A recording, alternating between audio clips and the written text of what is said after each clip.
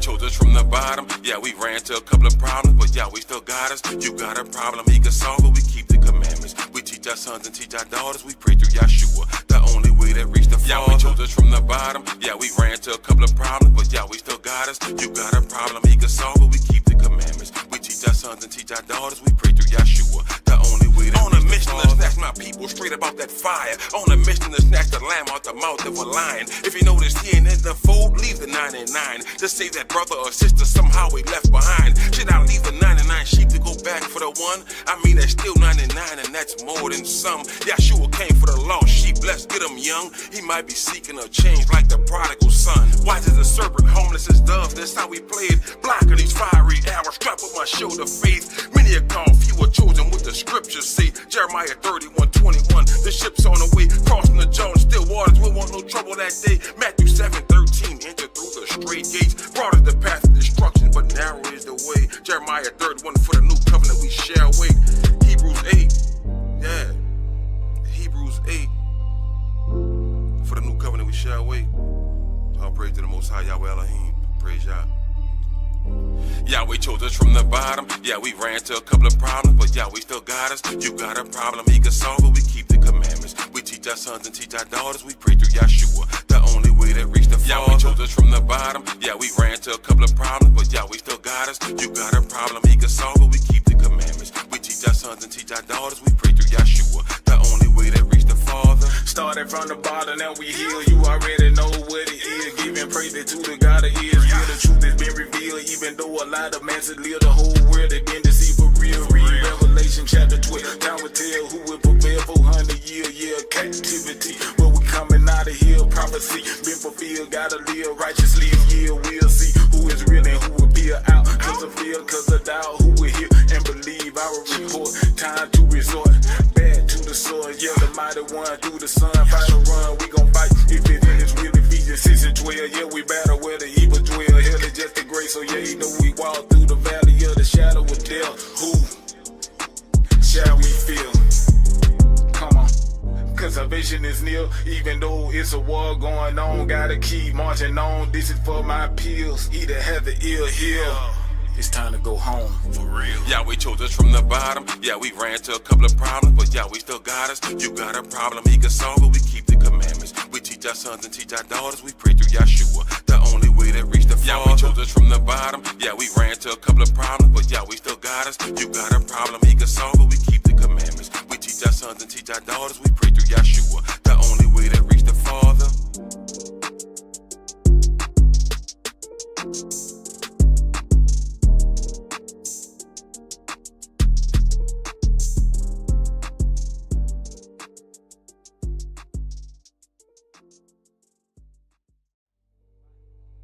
It's too late now. All praise to Yahweh, the Most High, our Elohim. Yeah. Yahweh chose us from the bottom. Yeah, we ran to a couple of problems, but Yahweh still got us. You got a problem, he can solve it. We keep the commandments. We teach our sons and teach our daughters. We pray through Yeshua, the only way that reach the Father. Yahweh chose us from the bottom. Yeah, we ran to a couple of problems, but Yahweh still got us. You got a problem, he can solve it. We keep the commandments. We teach our sons and teach our daughters. We pray through Yeshua, the only way that reach the Father. On a mission to snatch my people straight up out that fire. On a mission to snatch the lamb out the mouth of a lion. If you notice he ain't in the fold, leave the 99. Just say that brother or sister somehow we left behind. Should I leave the 99 sheep to go back for the one? I mean that's still 99 and that's more than some. Yeshua came for the lost sheep, let's get him young. He might be seeking a change like the prodigal son. Wise as a serpent, homeless as doves, that's how we played. Blocking these fiery arrows, strapped with my shield of faith. Many are called, few are chosen, what the scriptures say. Jeremiah 31:21, the ship's on the way, crossing the Jordan, still waters, we want no trouble that day. Matthew 7:13, enter through the straight gates, broad is the path of destruction, but narrow is the way. Jeremiah 31, for the new covenant we shall wait. Hebrews 8, yeah, Hebrews 8, for the new covenant we shall wait. All praise to the Most High Yahweh Elohim, praise Yah. Yahweh chose us from the bottom. Yeah, we ran to a couple of problems, but Yahweh still got us. You got a problem, he can solve it. We keep the commandments. We teach our sons and teach our daughters. We pray through Yeshua, the only way that reach the Father. Yahweh chose us from the bottom. Yeah, we ran to a couple of problems, but Yahweh still got us. You got a problem, he can solve it. We keep the commandments. We teach our sons sons and teach our daughters. We pray through Yeshua, the only way that reach the Father. Started from the bottom, now we heal. You already know what it is. Giving praise to the God of Israel. The truth has been revealed, even though a lot of man said live the whole world. They been deceived for real. Read Revelation chapter 12. Time will tell who will prevail 400 year captivity. But we coming out of here. Prophecy been fulfilled. Gotta live righteously. Yeah, we'll see who is real and who will appear out. Cause of fear, cause of doubt. Who will hear and believe our report. Time to resort back to the source. Yeah, the mighty one through the sun. Fight a run, we gon' fight. If it is really Ephesians 6 and 12. Yeah, we battle where the evil dwell. Hell is just a grace. So yeah, you know we walk through the valley of the shadow of death. Who shall we feel? Come on. Cause salvation is near, even though it's a war going on. Gotta keep marching on. This is for my pills. Either have the ill heal. It's time to go home. For real. Yahweh chose us from the bottom. Yeah, we ran to a couple of problems, but Yahweh still got us. You got a problem, he can solve it. We keep the commandments. We teach our sons and teach our daughters. We pray through Yeshua, the only way that reach the Father. Yahweh chose us from the bottom. Yeah, we ran to a couple of problems, but Yahweh still got us. You got a problem, he can solve it. We keep the commandments. We teach our sons and teach our daughters. We pray through Yeshua, the only way that reach the Father.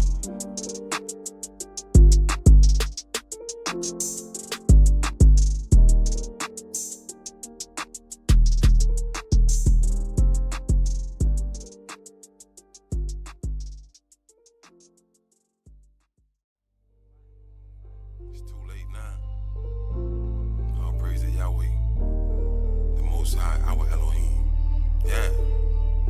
Yahweh chose us from the bottom. Yeah, we ran to a couple of problems, but Yahweh still got us. You got a problem, he can solve it. We keep the commandments. We teach our sons and teach our daughters. We pray through Yeshua, the only way that reach the Father. Yahweh chose us from the bottom. Yeah, we ran to a couple of problems, but Yahweh still got us. You got a problem, he can solve it. We keep the commandments. We teach our sons and teach our daughters. We pray through Yeshua, the only way that on a mission to snatch my people straight up out that fire. On a mission to snatch the lamb out the mouth of a lion. If you notice he ain't in the fold, leave the 99. Just say that brother or sister somehow we left behind. Should I leave the 99 sheep to go back for the one? I mean that's still 99 and that's more than some. Yeshua came for the lost sheep, let's get him young. He might be seeking a change like the prodigal son. Wise as a serpent, homeless as doves, that's how we played. Blocking these fiery arrows, strap with my shoulder faith. Many are called, few are chosen, what the scriptures say. Jeremiah 31:21, the ship's on the way, crossing the Jordan, still waters, we want no trouble that day. Matthew 7:13, enter through the straight gates, broad is the path of destruction, but narrow is the way. Jeremiah 31, for the new covenant we shall wait. Hebrews 8, yeah, Hebrews 8, for the new covenant we shall wait. All praise to the Most High, Yahweh Elohim, praise Yah. Yahweh chose us from the bottom. Yeah, we ran to a couple of problems, but Yahweh still got us. You got a problem, he can solve it. We keep the commandments. We teach our sons and teach our daughters. We pray through Yeshua, the only way that reach the Father. Yahweh chose us from the bottom. Yeah, we ran to a couple of problems, but Yahweh still got us. You got a problem, he can solve it. We keep the commandments. We teach our sons and teach our daughters. We pray through Yeshua, the only way that reach the Father. Started from the bottom, now we heal. You already know what it is. Giving praise to the God of Israel. The truth has been revealed, even though a lot of man said live the whole world. They been deceived for real. Read Revelation chapter 12. Time will tell who will prevail 400 year captivity. But we coming out of here. Prophecy been fulfilled. Gotta live righteously. Yeah, we'll see who is real and who will appear out. Cause of fear, cause of doubt. Who will hear and believe our report. Time to resort back to the source. Yeah, the mighty one through the sun. Fight a run, we gon' fight. If it is real Ephesians 6 and 12. Yeah, we battle where the evil dwell. Hell is just a grace. So yeah, you know we walk through the valley of the shadow of death. Who shall we feel? Come on. Cause salvation is near, even though it's a war going on. Gotta keep marching on. This is for my pills. Either have the ill heal.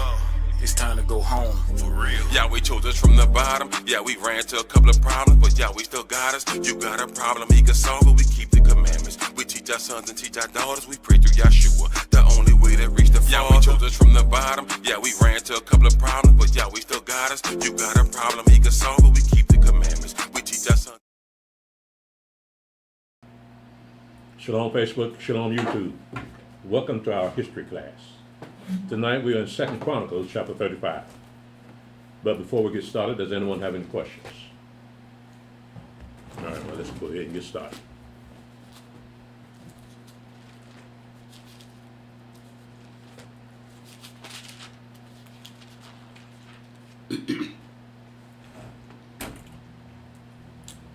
Second Chronicles, chapter 35, verse 1. Moreover, Josiah kept a Passover unto Yahweh in Jerusalem, and they killed the Passover on the 14th day of the first month. Mm-hmm. And he set the priests in their charges and encouraged them to the service of the house of Yahweh, and said unto the Levites that taught all Israel, which were holy unto Yahweh, put the holy ark in the house which Shlomo the son of David, king of Israel, did build. It shall not be a burden upon your shoulders. Serve now Yahweh your Elohim and his people Israel, and prepare yourselves by the houses of your fathers, after your courses, according to the writing of David, king of Israel, and according to the writing of Shlomo his son. Now, did you catch verse 3? It says, and unto the Levites that taught all Israel, which are holy unto Yahweh, put the holy ark in the house of which Shlomo, the son of David of Israel, did build. Well, I thought, what's his name, took it to Ethiopia. Queen of Sheba and Shlomo's child. Mm-hmm. What's it still doing in the land? Yep. So you got to wonder, why would they put that out there and know this contradicts what they say? Goes back what you said. They know nobody's gonna read it. Yeah, well, and then they got it in a castle. You got it in the castle. Yeah, I mean, it's an old castle. Okay. It's just like built like that Fort Alamo Mm-hmm. on that side, and they got old Ethiopian God in it. garden it. So you're gonna tell me that if Yahweh put the plagues on the Philistines when they took the Ark of the Covenant, how come they put on them Ethiopians? Well, yeah, I'm surprised they hadn't built a replica of the ark. It said it was the ark. You know, they can make it look old and everything. You know, they got means. No, that's not the Ark of the Covenant. Bible tells what the Ark of the Covenant know. is, so they haven't read that. But ain't nobody gonna question it. Yeah. Well, let them fool themselves, because like Ellie used to say, the Smithsonian would have been them got that thing out Oh, yeah. there. So ain't no, it's not an Ark of the Covenant over there. I just want to go over that a little bit, because it mentions the Ark of the Covenant, so it had never left the land apparently. So how to get from Ethiopia back to the land? That means it was never taken away by the son of King Shlomo. I forgot his name. Y'all remember his name? Who? His, Queen of Sheba's son. Oh, Menelek? Menelik. Yeah. Okay. I appreciate it. Go ahead, Stephen. Second Chronicles, chapter 35, verse 5. Mm-hmm. And stand in the holy place according to the divisions of the families of the fathers of your brethren, the people, and after division, the division of the families of the Levites. Mm-hmm. So kill the Passover and sanctify yourselves and prepare your brethren, that they may do according to the word of Yahweh by the hand of Moshe. Mm-hmm. And Josiah gave to the people of the flock lambs and kids, all for the Passover offerings for all that were present, to the number of 30,000 and 3,000 bullocks. These were of the king's substance. Mm-hmm. And his princes gave willingly unto the people, to the priests, and to the Levites, Hilkiah and Zechariah and Jehiel, rulers of the house of Elohim, gave unto the priests for the Passover offerings 2,000 cattle and 600 small cattle, 600 small cattle and 300 oxen. Conaniah also, and Shemaiah and Nathaniel, his brethren, and Hashabiah, and Yael, and Josabad, chief of the Levites, gave unto the Levites for Passover offerings 5,000 small cattle and 500 oxen. That is a lot of animals. Oh, And so they're going to be working all day on that. And this is just for the Passover. They hadn't gotten to the Feast of Unleavened Bread, the Feast of First Fruits, but this is just the Passover. They bringing all them animals up in there, and they got to eat all that Passover that day. Mm-hmm. They can't leave none of it for tomorrow. But look how many animals. I'm still trying to figure out the logistics of what these people sat at to eat. Because I'm pretty sure they weren't in the sanctuary. Nope. So they must have been outside the sanctuary some kind of way. So, you know, Yahweh will will be there too. So we'll see how I got it worked out there, because this is a lot of meat. And I'm looking at when Samuel anointed Saul. Mm-hmm. Samuel had a whole shoulder of meat for Saul to eat. I guess he ate it that day, but nevertheless, that's a lot of meat. The whole shoulder of a cow? Well, we weren't there, so we can't imagine what that was like. But nevertheless, I can barely eat a burger, man, much less a leg. Go ahead, Stephen. 2 Chronicles chapter 35, verse 10. So the service was prepared, and the priests stood in their place, and the Levites in their courses, according to the king's commandment. And they killed the Passover, and the priests sprinkled the blood from their hands, and the Levites flayed them. And they removed the burnt offering, that they might give according to the divisions of the families of the people, to offer unto Yahweh, as it is written in the book of Moshe. And so did they with the oxen. Mm-hmm. And they roasted the Passover with fire according to the ordinance.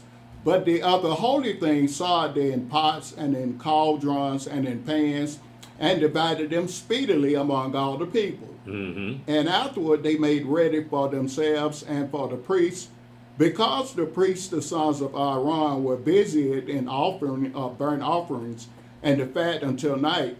Therefore the Levites prepared for themselves and for the priests, the sons of Aaron.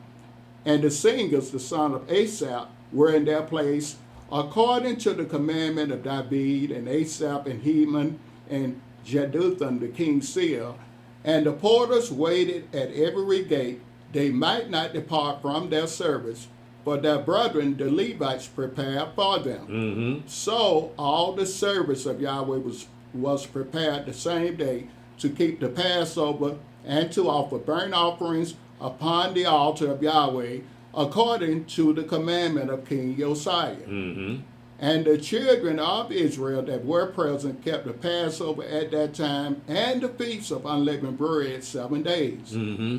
And there was no Passover like to that kept in Israel from the days of Samuel the prophet. Mm-hmm. Neither did all the kings of Israel keep such a Passover as Josiah kept, and the priests, and the Levites, and all Yehudah and Israel that were present, and the inhabitants of Jerusalem.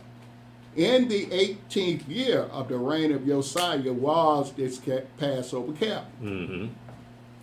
After all this, when Josiah had prepared the temple, Necho, king of Egypt, came up to fight against Carchemish by Euphrates, and Josiah went out against him.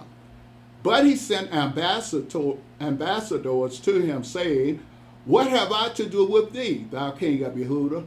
I come not against thee this day, but against the house wherewith I have war. But God commanded me to make haste, forbear thee from meddling with God, who is with me, that he destroy thee not. Nevertheless, Josiah would not turn his face from him, but disguise himself, that he might fight with him, and hearken not unto the words of Necho from the mouth of God, and came to fight from the mouth of Elohim, I should say, and came to fight in the battle of Megiddo. And the archers shot at King Josiah, and the king said to his servants, Have me away, for I am sore wounded. His servants therefore took him out of that chariot and put him in the second chariot that he had, and they brought him to Jerusalem, and he died and was buried in one of the sepulchres of his fathers. And all Yehudah and Jerusalem mourned for Josiah. And Yirmiyahu lamented for Josiah. And all the singing men and the singing women spake of Josiah in their lamentations to this day, and made them an ordinance in Israel. And behold, they are written in the lamentations.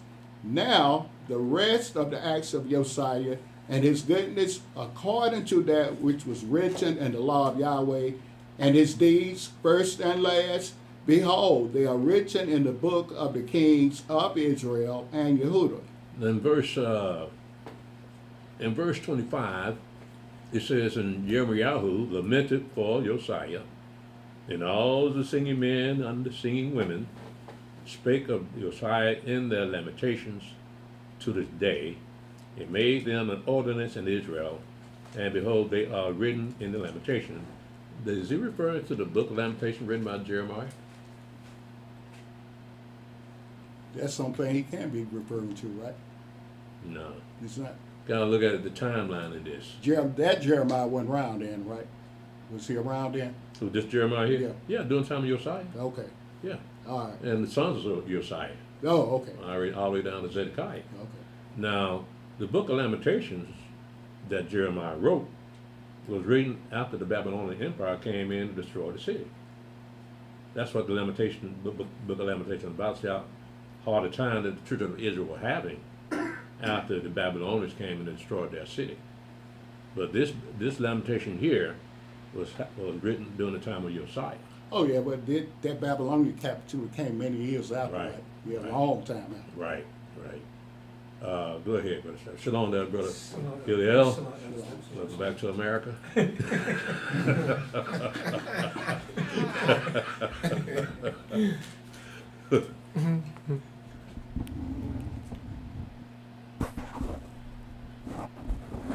Second Chronicles, chapter 36, verse 1. Then the people of the land took Jehoahaz, the son of Josiah, and made him king in his father's stead in Jerusalem. Jehoahaz was 23 years old when he began to reign, and he reigned 3 months in Jerusalem. And the king of Egypt put him down at Jerusalem and condemned the land in 100 talents of silver and a talent of gold. Mm-hmm. And the king of Egypt made Eliakim his brother king over Yehudah and Jerusalem, and turned his name to Jehoiakim. And Necho took Jehoahaz his brother and carried him to Egypt. Mm-hmm. Jehoiakim was 25 years old when he began to reign, and he reigned 11 years in Jerusalem. And he did that which was evil in the sight of Yahweh his Elohim. Mm-hmm. Against him came up Nebuchadnezzar king of Babylon, and bound him in fetters to carry him to Babylon. Nebuchadnezzar also carried of the vessels of the house of Yahweh to Babylon, and put them in his temple at Babylon. Mm-hmm. Now the rest of the acts of Jehoiakim, and his abomination which he did, and that which was found in him, behold, they are written in the book of the kings of Israel and Yehudah, and Jehoiachin his son reigned in his stead. Jehoiachin was 8 years old when he began to reign, and he reigned 3 months and 10 days in Jerusalem, and he did that which was evil in the sight of Yahweh. And when the year was expired, King Nebuchadnezzar sent and brought him to Babylon with the goodly vessels of the house of Yahweh, and made Zedekiah his brother king over Yehudah and Jerusalem. Zedekiah was 21 years old when he began to reign, and reigned 11 years in Jerusalem. And he did that which was evil in the sight of Yahweh his Elohim, and humbled not himself before Yirmiyahu the prophet, speaking from the mouth of Yahweh. Mm-hmm. And he also rebelled against King Nebuchadnezzar, who had made him swear by Elohim, but he stiffened his neck and hardened his heart from turning unto Yahweh Elohim of Israel. Mm-hmm. Moreover, all the chief of the priests and the people transgressed very much after all the abominations of the heathen, and polluted the house of Yahweh, which he had hallowed in Jerusalem. Mm-hmm. And Yahweh Elohim of their fathers sent to them by his messengers, rising up betimes and sending, because he had compassion on his people and on his dwelling place. But they mocked the messengers of Elohim and despised his words and misused his prophets until the wrath of Yahweh rose against his people till there was no remedy. Mm-hmm. Therefore he brought upon them the king of the Chaldees, who slew their young men with the sword in the house of their sanctuary, and had no compassion upon young men or maiden, old man or him that stooped for age. He gave them all into his hand. And all the vessels of the house of Elohim, great and small, and the treasures of the house of Yahweh, and the treasures of the king and of his princes, all these he brought to Babylon. And they burnt the house of Elohim, and brake down the wall of Jerusalem, and burnt all the palaces thereof with fire, and destroyed all the goodly vessels thereof. And them that had escaped from the sword carried he away to Babylon, where they were servants to him and his sons until the reign of the kingdom of Persia, to fulfill the word of Yahweh by the hand of Yirmiyahu unto the land had... What did I say? Word? Man. Oh. Read that again. 2 Chronicles chapter 21. To fulfill the word of Yahweh by the mouth of Yirmiyahu until the land had enjoyed her Sabbaths. For as long as she lay desolate, she kept her Sabbaths. She kept Sabbath to fulfill 70 years. Now, in the first year of Cyrus, king of Persia, that the word of Yahweh spoken by the mouth of Yirmiyahu might be accomplished, Yahweh stirred up the spirit of Cyrus, king of Persia, that he made a proclamation throughout all his kingdom, and put it also in writing, saying, Thus saith Cyrus, king of Persia, all the kingdoms of the earth has Yahweh Elohim of heaven given me, and he hath charged me to build him an house in Jerusalem, which is in Yehudah. Who is there among you of all his people? Yahweh his Elohim be with him, and let him go up. So this is the timeline of our kings. Let me get to the story of our kings in 2 Chronicles and also in Jeremiah and 2 Kings. You see the real history of our fathers. They weren't the best in town, but it's still our history.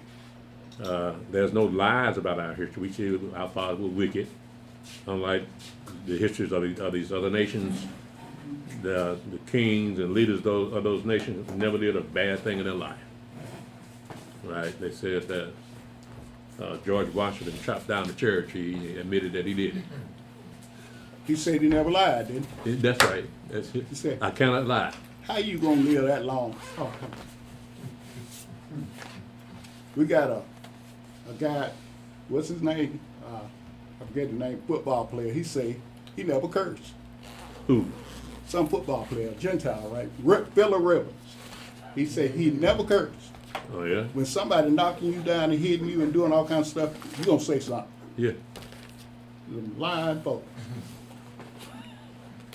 Well, I bet you're a Christian too, ain't he? Yeah. Yeah. Well, yeah. Yeah, it is. Yeah, he got school football team, coach football team and all that. He said he never cursed. Yeah. That's what them Christians do, boy. And you got a wife and you say you ain't never cursed. Hey, man. White Christians do not curse. I'm sorry. They'll probably say something like G. Willikers or something. Right. Andy Griffin. 25 or Gomer Powell. So yeah.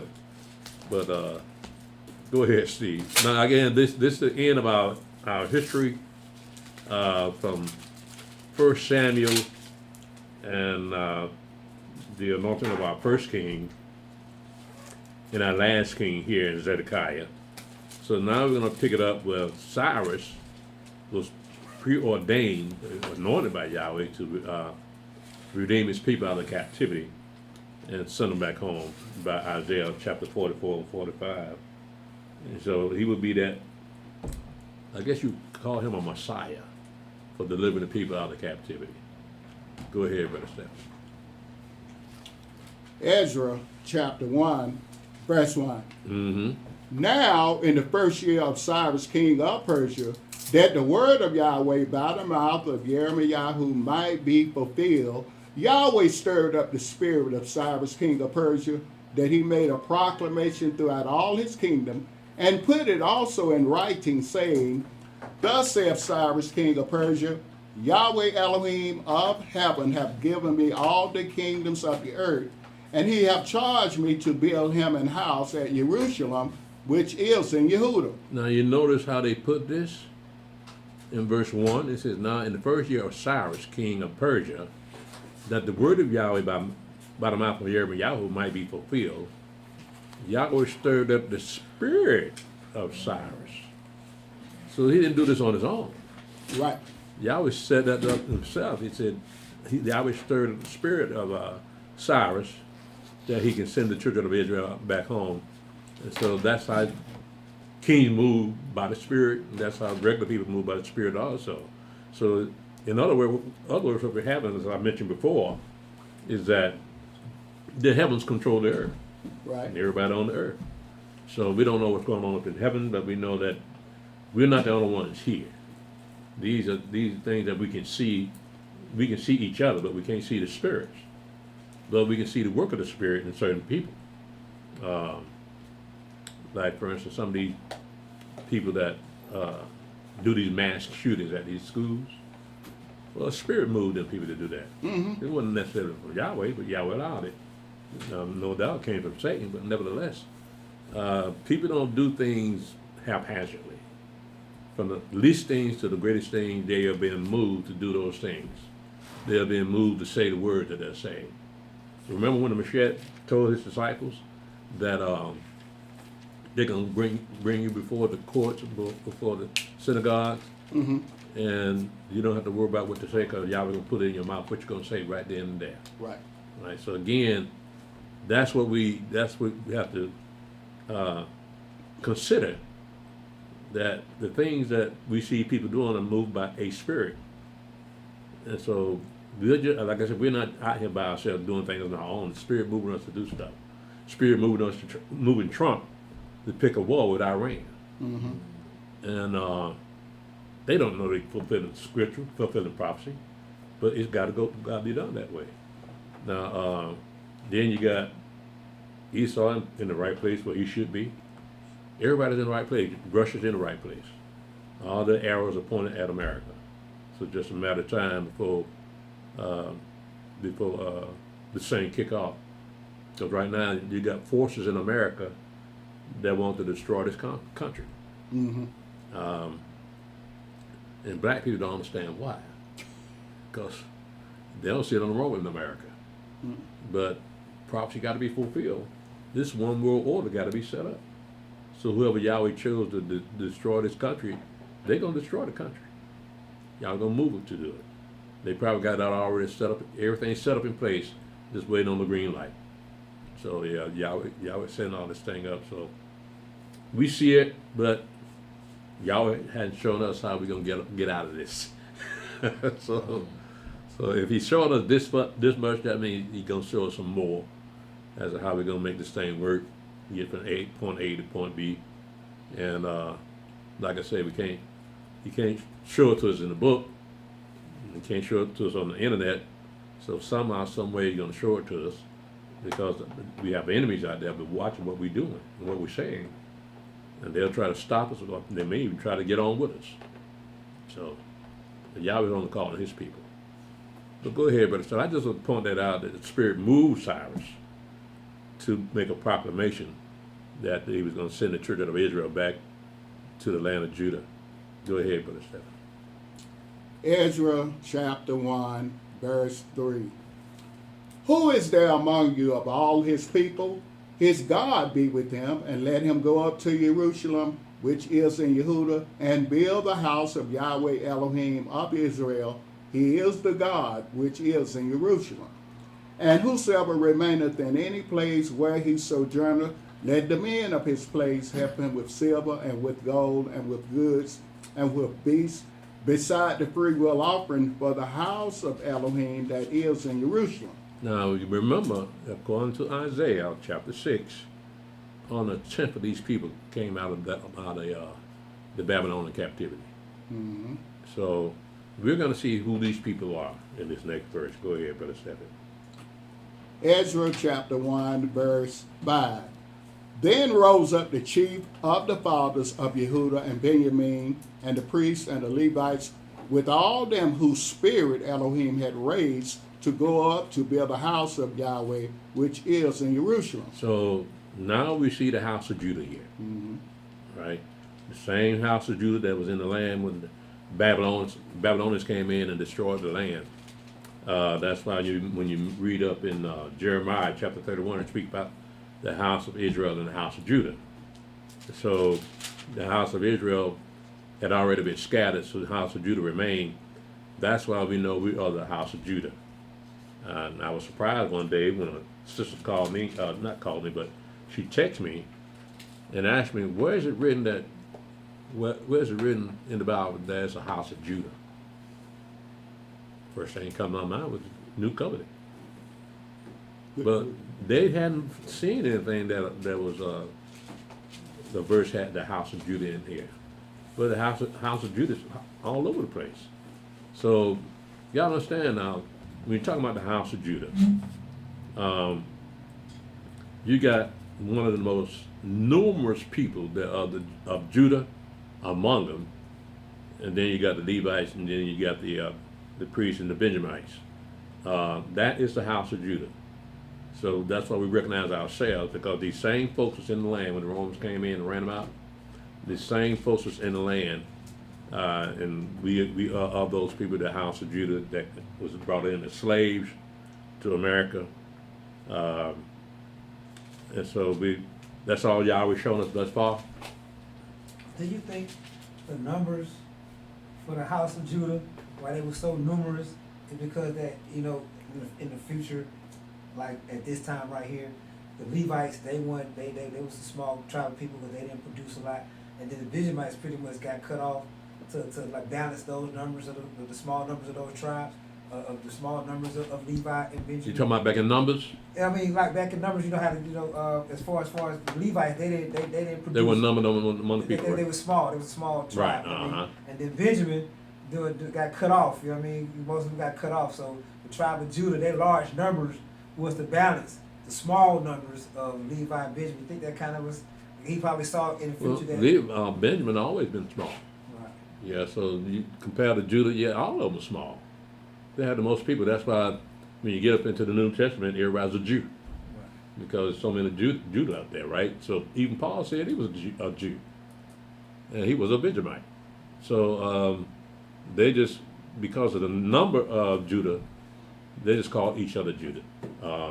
Mainly because they was in captivity to a superpower, the Roman Empire, and they couldn't tell the difference between a Judite and a Levite and a Benjamite. They all looked alike, right? So with that, they just said that they were Jews. Paul said, "I'm a Jew," right? And they were recognizable because the woman at the well recognized Mashiach when he walked up and said, "How come you, being a Jew, have anything to do with us Samaritans?" So that being a Jew, you could look at him and tell he was a Jew. Right? So, as far as the numbers go, you got to remember now, for instance, we just got into in the prophecy class, Zechariah, and Yahweh said he's going to save the tents of Judah first. Right? There's something special about Judah. All the way back to Genesis 49. There's something special about Judah. And now we know why. Right? So Yahweh blessed Judah to have all these more children than anybody else among the 12 tribes. But as time went on, though, King David had to divide the priesthood into divisions because there's so many of our sons still in the earth. And so they couldn't have one stay there forever. So he divided up in courses, in courses. And so there was so many priests that they all couldn't serve at the same time. So I'm thinking that they the greatest length of time might have been a year or 2 years. Then they have to rotate out, and then somebody else come in and take over because it's just that many priests that was born to Aaron. So I'm not saying that they're still small compared to Judah, but there's much more of them then than it was in the beginning. 'Cause remember, they were small. Well, they got really big now, so they had to take turns being priests. Yeah. Go ahead, Brother Stephen. Ezra chapter 1, verse 6.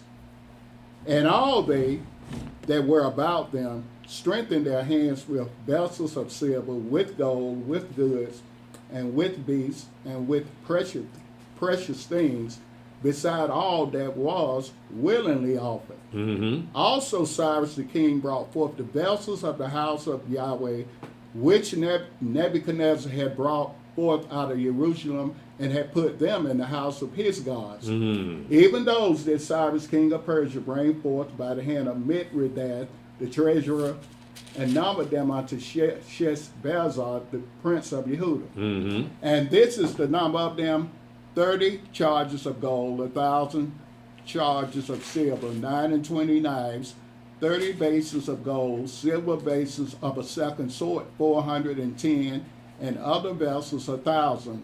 All the vessels of gold and of silver were 5,400. All these did Sheshbazzar bring up with them of the captivity that were brought up from Babylon unto Jerusalem. Mm-hmm. Brother Stephen, read just verse 1 in chapter 2.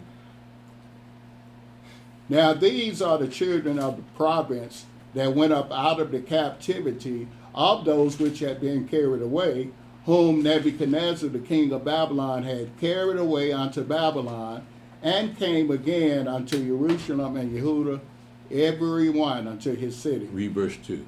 Which came with Zerubbabel, Yeshua, Nehemiah, Zariah, Realiah, Mordecai, Bilshan, Mispah, Bigby, Rehum, Baanah, the number of the men of the people of Israel. All right, Stephen, I don't want you to go no further than that because we got a lot of names here, and it can be tedious trying to pronounce those names. So these are all Hebrew names. Yeah. And if anybody looking for a name, these are Hebrew names that we have here in Ezra chapter 2. These are the people that came out of the Babylonian captivity. And so what it means is that they kept strict records, genealogies. Everybody that went into captivity, they kept up with themselves. They knew who were born, who died, all during that time. So they got the record here of who it was that came out of the Babylonian captivity. That's an amazing thing to do when you've been gone for 70 years. You still about that business, making records of everything that you do, so you won't lose your genealogy. But in our case, when the Romans came in and destroyed the what? I thought you were talking about our situation here. What now? I thought you were gonna say our situation here. We ain't got a clue. But all that was destroyed when Jerusalem was destroyed in 70 A.D. And we don't have any record of who our fathers were. And so we're going to have to find that out, when we get back to the land, actually get into the wilderness, and then we'll find out who we are. I don't know, how do you brothers know they from what tribe they say they come from? Most of them say they come from Dan. Can't prove it. Esau been teaching Dan. But I find it interesting that they go down into Africa and find our people, and what our people end up doing is dressing like them. They've got the prayer shawl, the yarmulke, and they're just a black version of Esau. I think your boy came up here and kind of looking like that, Zion friend. When he first showed up. A young fella. Like I don't know, man. Y'all done check to see he had to Star David on him.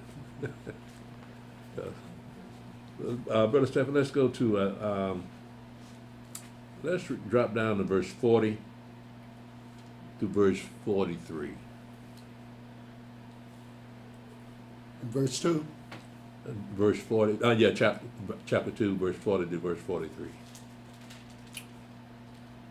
The Levites the children of Joshua and Cadmiel of the children of Hodaviah 70 and 4, the singles, the children of Asaph and 128, the children of the porters, the children of Shalom, the children of Ater, the children of Talmon, the children of Akkad, the children of Haditah, the children of Shobi, in all 139.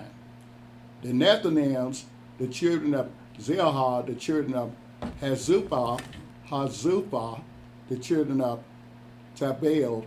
Now, the reason I went down to verse 40, I was looking at verse 43. It says the Nethinims, the children of Zihah, the children of Husupha, and the children of Tabel. The Nethinims were servants of the priests. They were hewers of wood and drawers of water, like the Gibeonites were. So these Nephilim did the same thing. They were actually people captured in war, and they made them into servants or slaves. And they were prominent among the children of Israel. And some of these, you're going to read where some of these people were, well, we're going to read, we'll go ahead and read. Read verse 58, Brother Stephen. All the Nethinims and the children of Shlomo's servants were 392. Now, they say these are children of Shlomo's servants. Well, that's a few hundred years ago, and they still his servants. So I imagine they still worked in the temple or whatever, palace or the whatever king was around, but they were still there. They never left. So they must have felt safe among the children of Israel. So most times when you got Nephilim like this that stand for hundreds of years, they ain't going nowhere. Yeah. Brother Stephen, drop down to verse 61 to verse 65. Verse 61. And of the children of the priests, the children of Habiah, the children of Kaz, the children of Barzillai, which took a wife of the daughters of Barzillai, the Gileadite, and was called after their name. These sought their register among those that were reckoned by genealogy, but they were not found. Therefore were they as polluted, put from the priesthood. And the Tirshatha said unto them that they should not eat of the most holy things till there stood up a priest with the Urim and the Thummim. It says here in verse 61, and of the children of the priests, the children of Habiah, the children of Kaz, the children of Barzillai, which took a wife of the daughters of Barzillai, the Gileadite, and was called after their name. So this man took on his wife's name. That's not normal. You are the wife of somebody. You can't say that you taking on his wife's name. But let's see why he did that. Verse 62. These sought their register among those that were reckoned by genealogy, but they were not found. Therefore were they as polluted, put from the priesthood. So you can't be a priest just because you married the daughter of a priest. If you're from another tribe or another people, only the priests, Levites, supposed to marry each other. You can't take your inheritance, somebody's inheritance, put it in another tribe.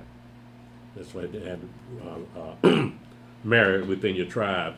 So this man here took on his wife's name and considered himself a priest, so they had to put him out because they couldn't find him in the genealogy. Yeah. Go ahead, Brother Stephen. I'll read verse 64 and 65. The whole congregation together was 42,303 score, beside their servants and their maids, of whom there were 7,337, and there were among them 200 singing men and singing women. So now we're starting to hear about there are singing women among the children of Israel. So I can imagine them women would not stand by and let the men sing. They ain't gonna join up with them.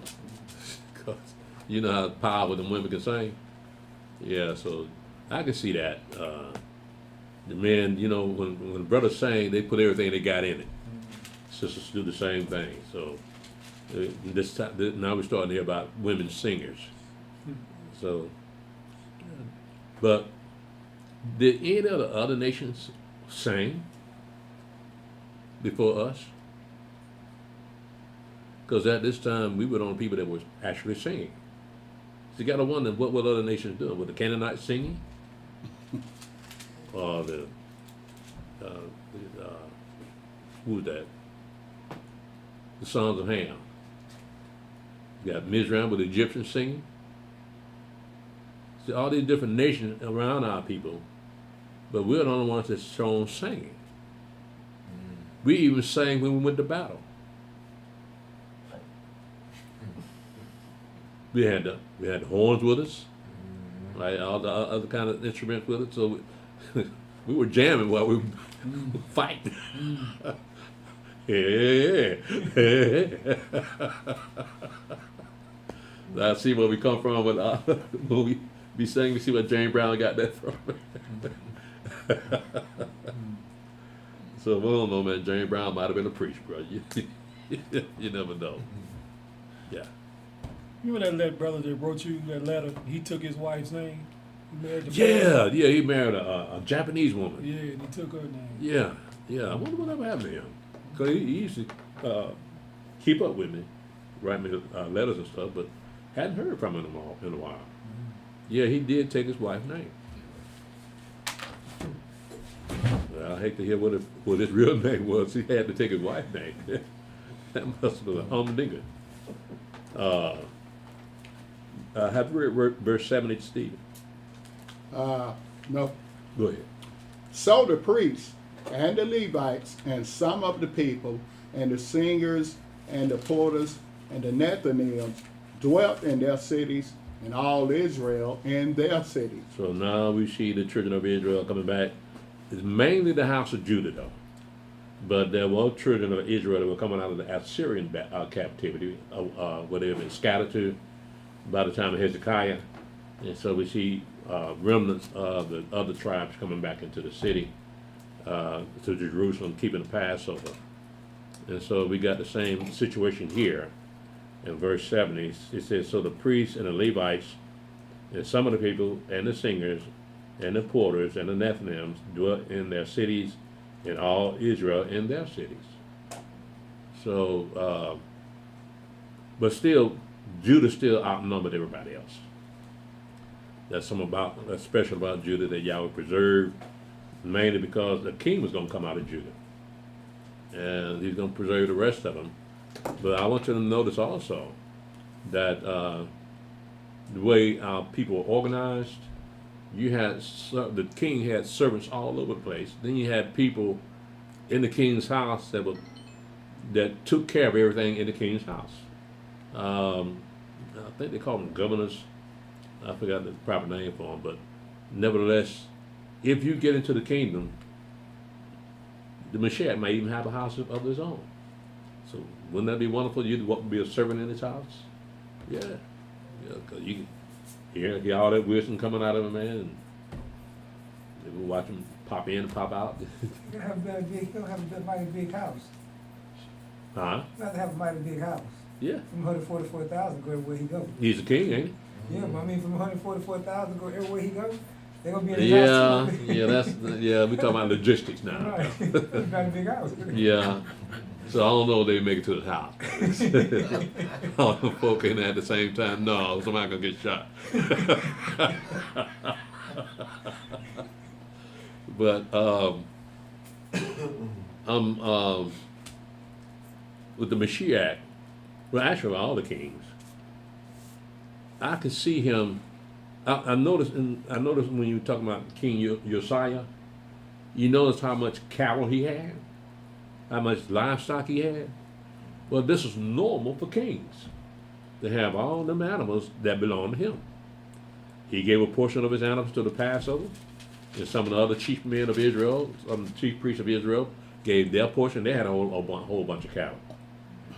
So I'm still trying to because they ain't got but one altar. All right, so they got to stand in line to have that animal sacrifice, and with them thousands of animals. I know they didn't let them animals just walk around free. The man had to stay there with that animal so he can bring it up to the gate so that he can be sacrificed. So I'm looking at a line 2 about 3 miles long with all of the animals, and that's going to take a whole lot of time because you ain't got but one altar. Now, we read, I don't think you were here, but we read in Isaiah 19 that there's in the kingdom is set up when Judah back in land, the Egyptians will have an altar there in that land. You know, in Isaiah 19. So that might be the case in other people's lands where we'll be scattered to, because we're going to be in other people's lands, running their land. But will they have an altar in them other people's lands too, just like they are having in Egypt? Because I know, again, it has to be about logistics for them not having to come all the way to Jerusalem to keep the holy days, except the tabernacle. They got to show up for tabernacles. But they're going to be, the altar that they're going to have, it also be the altar of sin sacrifices. So we look at the future, the way things are going to be set up in the future. It's not quite in the clear. It's not a clear vision yet. All we got different ingredients, but nevertheless, it's going to be different than what we have now. Okay, Brother Stephen, go ahead and pick it up at chapter. So I have a question. In those lands, you have to be a priest, meaning a Levite, in order to be there, in order for them to do the sacrifices, or a priest had to be there, right? Yeah. So again, you're going to have Israel. We're going to be a kingdom of priests by that time. Right? But again, we got to look at who has always handled the animal sacrifices. It's been the Levites. So what the rest of the brothers, priests are going to do with other tribes, we don't know what they're going to be doing, other than maybe teaching the people the law.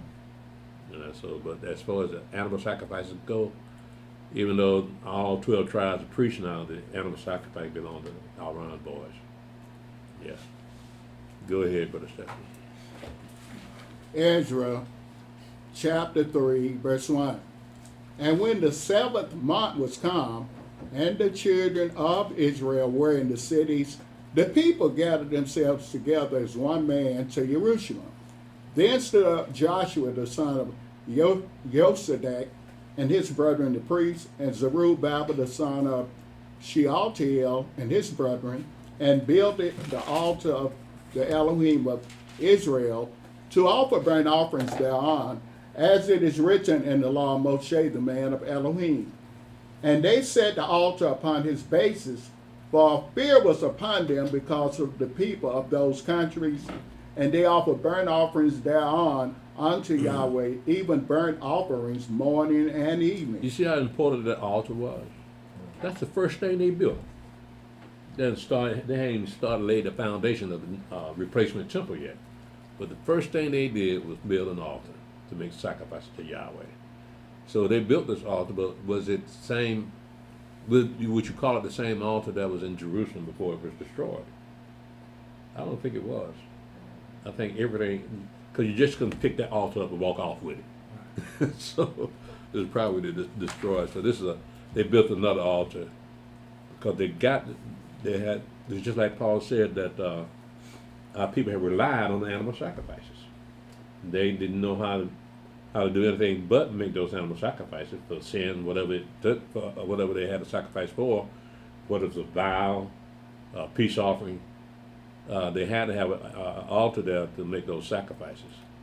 But you had the priest there. You had the high priest there, sons of Josadak, Joshua, son of Josadak. So he would be he'd be considered the high priest at this point. But go ahead, brothers. Ezra chapter 3, verse 4.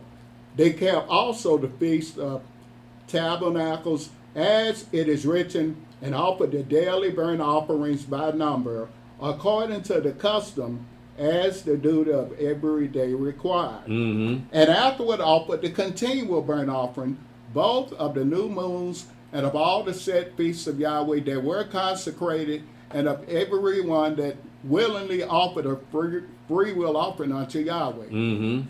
From the first day of the 7th month began they to offer burnt offerings unto Yahweh, but the foundation of the temple of Yahweh was not yet laid. Mm. They gave money also unto the masons and to carpenters, and meat and drink and oil unto them of Zidon and to them of Tyre, to bring cedar trees from Lebanon to the sea of Joppa, according to the grant that they had of Cyrus king of Persia. Mm-hmm. Now, in the 2nd year of their coming unto the house of Elohim at Jerusalem, in the 2nd month, began Zerubbabel the son of Shealtiel, and Joshua the son of Josadak, and the remnant of their brethren, the priests and the Levites, and all they that were come out of the captivity unto Jerusalem, and appointed the Levites from 20 years old and upward to set forward the work of the house of Yahweh. Mm-hmm. Then stood Joshua with his sons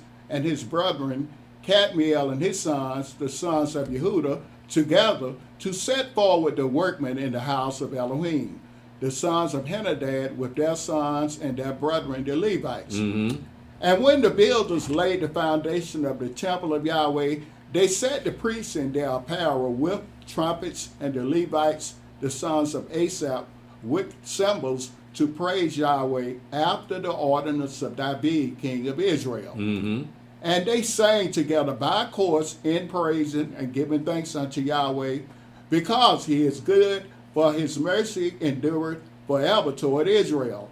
And all the people shouted with a great shout when they praised Yahweh, because the foundation of the house of Yahweh was laid. Mm-hmm. But many of the priests and Levites and chief of the fathers, who were ancient men that had seen the first house, when the foundation of this house was laid before their eyes, wept with a loud voice, and many shouted aloud for joy, so that the people could not discern the noise of the shout of joy from the noise of the weeping of the people. For the people shouted with a loud shout, and the noise was heard afar off. So we have people that had seen that first temple still alive. Right? They seen that first temple, that's how it was destroyed. So now they build a foundation for the replacement temple. It's not the second temple, it's the replacement temple. So you got some of the older people crying out because they remember the first temple. And this replacement temple just don't measure up. Right? So, but the people that didn't see that the first temple were shouting for joy because now they got a temple. Mm-hmm. So we got a mixture of emotions at the foundation of this temple they're trying to build. Go ahead, Brother Stephen. Ezra chapter 4, verse 1. Now, when the adversaries of Yehuda and Benjamin heard that the children of the captivity builded the temple unto Yahweh Elohim of Israel, then they came to Zerubbabel and to the chief of the fathers and said unto them, Let us build with you, for we seek your God as you do, and we do sacrifice unto him since the days of Esarhaddon, king of Ashur, which brought us up hither. Mm-hmm. But Zerubbabel and Joshua and the rest of the chief of the fathers of Israel said unto them, You have nothing to do with us to build an house unto our Elohim, but we ourselves together will build unto Yahweh Elohim of Israel, as King Cyrus the king of Persia have commanded us. In verse 2, it says, Then they came to Zerubbabel and to the chief of the fathers and said unto them, Let us build with you, for we seek your God as you do, and we do sacrifice unto him since the days of Esarhaddon, king of Ashur, which brought us up hither. Now, Esarhaddon was of the lineage of the Assyrians, the Sennacherib. Mm-hmm.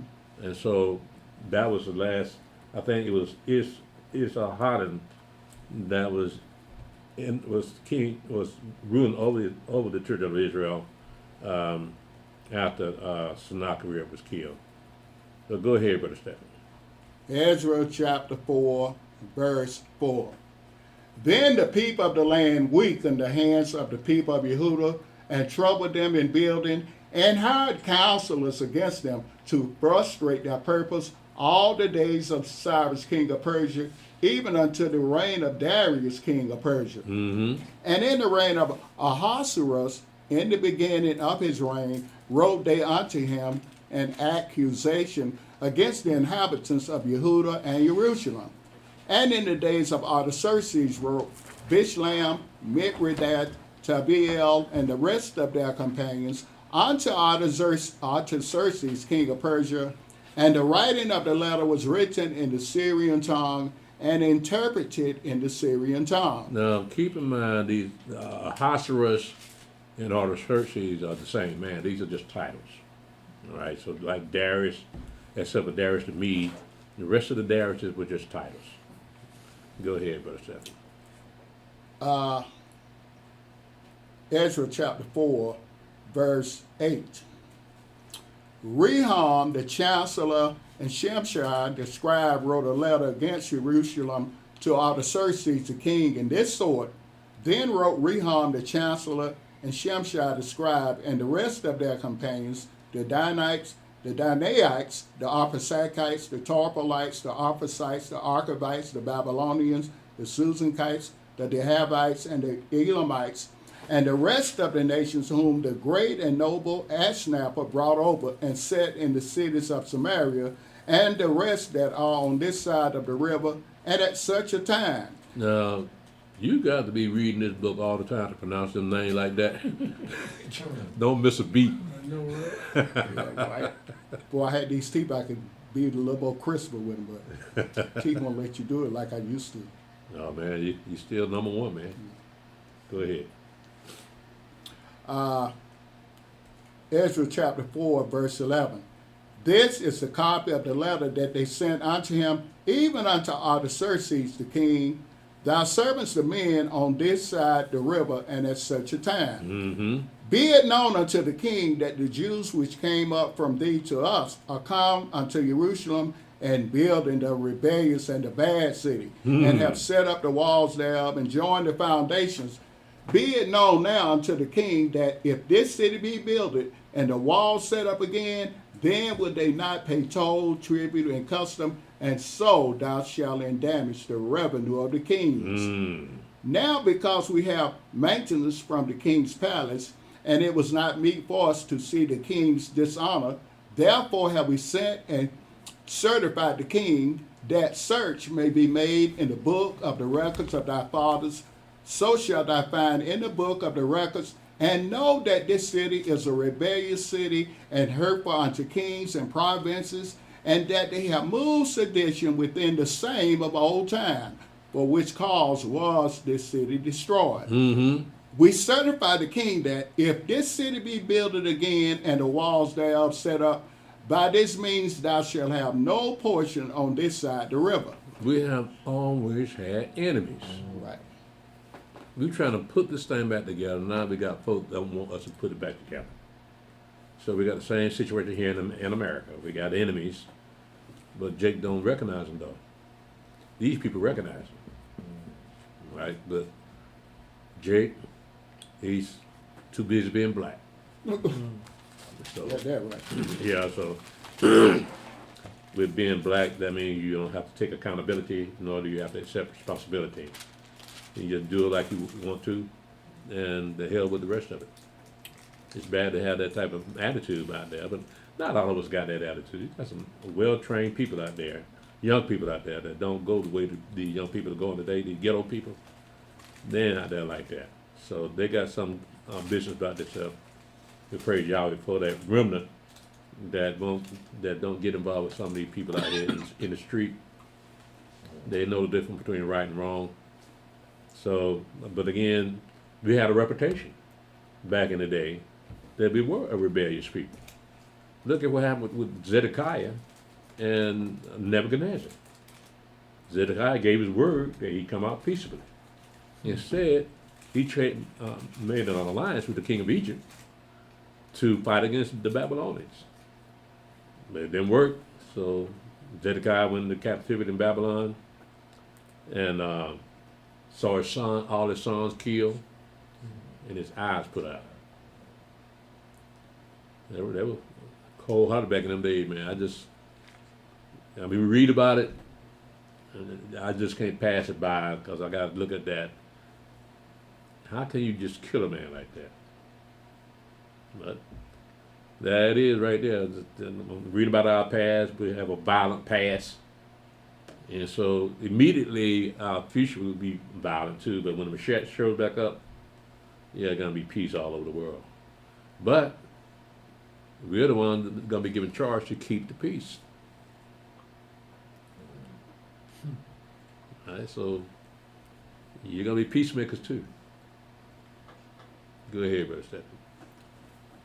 Ezra chapter 4, verse 17. Mm-hmm. Then sent the king and answered unto Rehum the chancellor, and to Shimshi the scribe, and to the rest of their companions that dwell in Samaria, and unto the rest beyond the river, peace, and at such a time. Mm-hmm. The letter which you sent unto us have been plainly read before me. Mm-hmm. And I commanded, and search have been made, and it is found that this city of old time have made insurrection against kings, and that rebellion and sedition have been made therein. Mm-hmm. There have been mighty kings also over Jerusalem, which are ruled over all countries beyond the river, and toll, tribute, and custom was paid unto them. Give you now commandment to cause these men to cease, and that this city be not builded until another commandment shall be given from me. Take heed now that you fail not to do this. Why should damage grow to the hurt of the kings? Now, when the copy of King Artaxerxes' letter was read before Rehum and Shimshi the scribe and their companions, they went up in haste to Jerusalem unto the Jews and made them to cease by force and power. Then ceased the work of the house of Elohim, which is at Jerusalem. So it ceased unto the 2nd year of the reign of Darius, king of Persia. Now they had to stop because of the order of the king, so they had to wait till another king show up, so that they can rebuild that house. But as long as a hostage was there and the enemy was there, they gonna keep the pressure on them not to build that city. Go ahead, Brother Stephen. Ezra chapter 5, verse 1.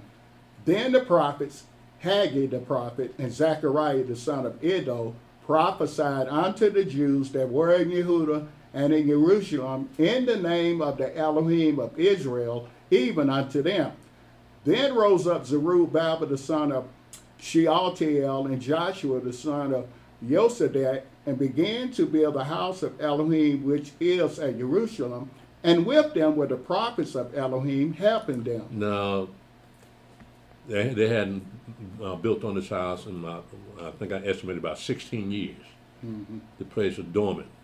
So now in verse 1 it says, then the prophets Haggai, the prophet, and Zechariah the son of Iddo, prophesied unto the Jews that were in Judah and Jerusalem in the name of the Elohim of Israel, even unto them. Now, when you go to the prophet Haggai, you notice he got his own book, and he's going to say the same thing in Haggai. Let me see if I can find it right quick. I think I got it down. What you got? Chapter 1, verse 1 to verse 15? 1 to 15. All y'all got it. You got it, Zach Chan. You got it now. You're probably out that day. Where is Haggai? That's a small prophet. So I must be after Zephaniah. Right before Zechariah. Yeah, there he is. Yeah, when you read verse 1 to verse 15, you see the whole story. You see the timeline involved that Haggai was in Jerusalem under the Persian Empire, Medo-Persian Empire. And so we got all these prophets. We got Zechariah there. He got his own book. So you still have prophets among the children of Israel. Now, yeah, they were rebuilding the city, rebuilding the wall, but after that, you don't hear too much about the prophets. Now, we're looking at the Persian Empire here. Now, after the Persian Empire, you got the Greek Empire. And in the Greek Empire, all the news we got in the Greek Empire is what we found in Daniel. He speaks about the Greek Empire under Alexander the Great and his 4 generals. And he speaks about where Alexander the Great had mercy on the Jews. He let them worship the God they wanted to, but those people that came after Alexander the Great, in the general Antiochus Epiphanes was the king of Syria, and he ruled over Jerusalem also. They called it Palestine by then.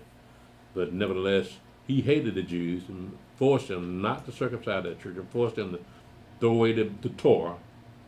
And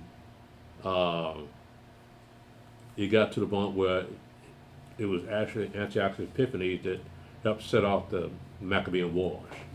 Because of the way he treated the Jews. They just had enough, especially when they tried to bring a sow and offer him up on the altar of Yahweh. That was the last straw right there. And so that was war, that kicked off the war. So the Greeks had a hard time with them Jews, man. Because they didn't, you know, notice when we read about people, wars coming together, armies coming together, they always say they stand up in an array. You know, they face each other in an array, lined up, right? Well, the Maccabean Wars wasn't fought like that. And the Maccabean Wars were fought in a guerrilla style, like the Viet Cong fighting in America. That's the way the Jews fought back in them days. It was a guerrilla warfare. So the Greeks weren't prepared for guerrilla warfare. And being that these people that fought the Greeks were mostly priests, and they were some vicious fighters. So it was more of considering that they knew the law and they had enough Antiochus Epiphanes and had enough of the priesthood being sold to Antiochus Epiphanes. But they bought the priesthood and gave them to Antiochus Epiphanes. Because back in them days, the king could make a priest himself. So from that point on, we can't look at Annas and Caiaphas as sons of Aaron. Oh, okay. Because they were appointed by the Roman Empire. So they didn't consider the Aaronic priesthood by that time. Because if the empire appoints you priest, then what do they care about the genealogy? If you do what I tell you to do. Because the Levite probably wouldn't have done what he told them to do. So go ahead, Brother Stephen. Ezra. You had something? Okay, go ahead. Ezra chapter 5, verse 3. At the same time came to them Tatnai, governor on this side of the river, and Shethar-Bozni and their companions, and said thus unto them, Who have commanded you to build this house and to make up the wall? Then said we unto them after this manner, What are the names of the men that make this building? But the eye of their Elohim was upon the elders of the Jews, that they could not cause them to cease, till the matter came to Darius, and then they returned answer by letter concerning this matter. The copy of the letter that Tatnai, governor on this side of the river, and Shethar-Bozni and his companions, the Arphaxadites, which were on this side of the river, sent unto Darius the king, they sent a letter unto him, wherein was written thus, Unto Darius the king, all peace. Be it known unto the king that we went into the province of Judea to the house of the great God, which is built with great stones, and timbers is laid in the walls, and this work goeth fast on, and prosperous in their hands. Then asked we those elders, and said unto them thus, Who commanded you to build this house and to make up these walls? We asked their names also, to certify thee, that we might write the names of the men that were the chief of them. And thus they returned us answer, saying, we are the servants of the Elohim of heaven and earth, and build a house that was built these many years ago, which a great king of Israel builded and set up. But after that our fathers had provoked the Elohim of heaven unto wrath, he gave them into the hand of Nebuchadnezzar, the king of Babylon, the Chaldean, who destroyed this house and carried the people away into Babylon. But in the first year of Cyrus, the king of Babylon, the same King Cyrus made a decree to build this house of Elohim. And the vessels also of gold and the silver of the house of Elohim, which Nebuchadnezzar took out of the temple that was in Jerusalem, and brought them into the temple of Babylon, those did Cyrus the king take out of the temple of Babylon, and they were delivered unto one whose name was Sheshbazzar, whom he had made governor, and said unto him, take these vessels, go, carry them into the temple that is in Jerusalem, and let the house of God be builded in his place. Then came the same Sheshbazzar and laid the foundation of the house of Elohim, which is in Jerusalem. And since that time, even unto now, has it been in building, and yet it is not finished. Now therefore, if it seem good to the king, let there be search made in the king's treasure house, which is that Babylon, whether it be so that a decree was made of Cyrus the king to build this house of Elohim at Jerusalem, and let the king send his pleasure to us concerning this matter. Then Darius the king made a decree, and search was made in the house of the rolls, where the treasures was laid up in Babylon. And that was found at Achmethar,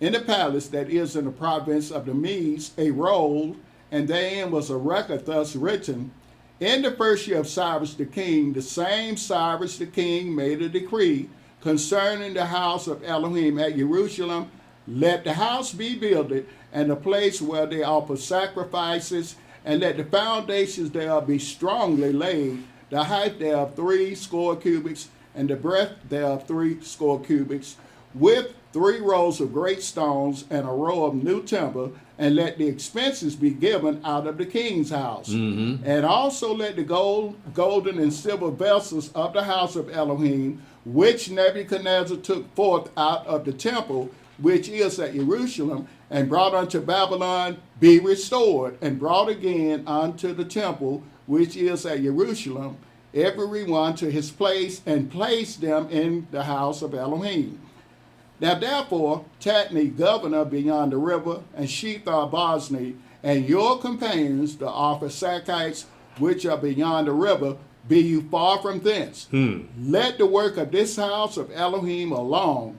Let the governors of the Jews and the elders of the Jews build this house of Elohim in his place. Moreover, I make a decree what you shall do to the elders of these Jews for the building of this house of Elohim, that of the king's goods, even of the tribute beyond the river, forthwith expenses be given unto these men, that they be not hindered. And that which they have need of, both young bullocks and rams and lambs, for the burnt offerings of the Elohim of heaven, wheat, salt, wine, and oil, according to the appointment of the priests which are in Jerusalem, let it be given them day by day without fail, that they may offer sacrifices of sweet savors unto the Elohim of heaven, and pray for the life of the king and of his sons. Also I have made a decree that whosoever shall alter this word, let timber be pulled down from his house, and being set up, let him be hanged thereon, and let his house be made a dunghill for this. And the God that have caused his name to dwell there destroy all kings and people that shall put to their hand to alter and to destroy this house of God which is at Jerusalem.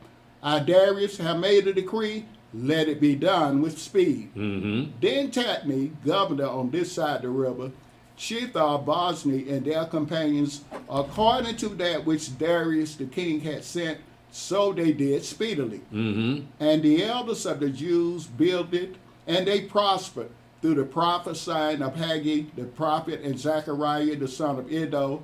And they built it and finished it according to the commandment of the Elohim of Israel, and according to the commandment of Cyrus and Darius and Artaxerxes, king of Persia. So we had a various number of kings that had to get that thing completed, because all the Xerxes and the Ahasuerus were tricked into getting into keeping the Jews from building that temple, replacing that temple. So now Yahweh's hand is in this one this time. So after about 16 years, they started building on the temple. They finally got it finished, and so we've got that same. Let me see. We got that same timeline that matches up with the prophecy of Daniel chapter 9, when they had the 7 weeks of years. Well, in Ezra, we have, let's see, I don't know, most Bibles don't have this. This is a study Bible. And in Ezra chapter 7, we have the temple being finished about 457 BC. So again, you line that up with the prophecies of Daniel about the 7 weeks. That meant that the Mashiach would show up at the very exact day that Daniel said he would show up to get his baptism. So you do the math on it. Now, like I said, not all books got that study Bibles, but mine has dates in it, so we can do the calculation by the dates we find in Daniel with the dates that that they have here in the book of Ezra, and we can calculate that thing so that the Mashiach did show up at the time that Daniel says he would show up. Okay, go ahead for the step. Ezra chapter 6, verse 15. Mm-hmm. And this house was finished on the 3rd day of the month Adar, which was the 6th year of the reign of Darius the king. Mm-hmm. And the children of Israel, the priests and the Levites, and the rest of the children of the captivity kept the dedication of this house of Elohim with joy, and offered at the dedication of this house of Elohim 100 bullocks, 200 rams, 400 lambs, and for a sin offering for all Israel, 12 he-goats, according to the number of the tribes of Israel. And they set the priests in their divisions and the Levites in their courses for the service of Elohim, which is at Jerusalem, as it is written in the book of Moshe. Now, consider this. Most of us have never kept the Passover before we came here. None of the Yahweh's holy days. We didn't keep none of them. So all this is new to us. Right? But for our fathers, they just picked up where they left off. Keeping the holy days, because they still had people that outlived the 70 years and made it back into the land, so they still had that memory. And plus they still had the law. And they still had the knowledge of who they were and why they got where they are. And so it was just picking up where they left off. But with us, this is new. Yeah. So evidently, Elder, they had to be doing it in Babylon, right? Not necessarily, because we look at the altar here. They didn't have no altar in Babylon. Yeah, but you don't think they was keeping any holy day just completely? They just stopped? We don't have a record of it. Because I just want to say, the reason I said that, because some, we got some of these brothers say, well, if you ain't in your land, you don't have to keep the holy days. Yeah, I know that. First of all, you got to have the spirit to keep those Yeah, I know days, that. right? So, Yeah. But Yeah. yeah, that's all right. They didn't have an altar. But now they can do it. right, Didn't have a place to assemble. right. And anything they were doing, they probably was just had something where synagogues, they had synagogues in the Old Testament, right? Yeah. Yeah, so maybe they were just doing, they were keeping Sabbath or something in the houses or something. There's no record of what they did. Yeah. They might be doing what Esau does now in absence of a temple. They have what they call a Passover Seder Yeah, in the house. in the house. Yeah. And they say prayers and light candles and stuff. A lot of stuff it's not written in here that we did. But it could have been something like that. They kept the holy days in that particular house. as far as a gathering like we got here, all these people and all these animals, I doubt if they did that in Babylon. No. I think life was kind of hard for them in Babylon because Daniel had to tell them that you need to ease up on your captivity. Yeah, when you think about it. Yeah, they Babylonians, we had those people that want us to defer to the king, anything he set up, right? Yeah, so I can see us not really keeping holy days and all that. Not like we're supposed to. Yeah. But like I said, they had the Torah there, and they knew what the Torah said about the altar burnt offerings and the altar sweet incense. They already knew what that looked like before they went into captivity, so it wasn't a big deal for them to recreate those things that were in the temple and recreate the altar burnt offering. Now, look at over there in the land now, they got an altar burnt offering already. It don't work right. It don't work right. Because they tried to burn some meat on there. The meat kept putting the fire out. So they had to chop the meat up in smaller pieces. So Make steaks out of it. hey man, they trying, bro. They really trying. They're trying to look like us. Go ahead, man. Ezra chapter 6, verse 19. And the children of the captivity kept the Passover upon the 14th day of the first month. For the priests and the Levites were purified together. All of them were pure and killed the Passover for all the children of the captivity and for their brethren the priests and for themselves.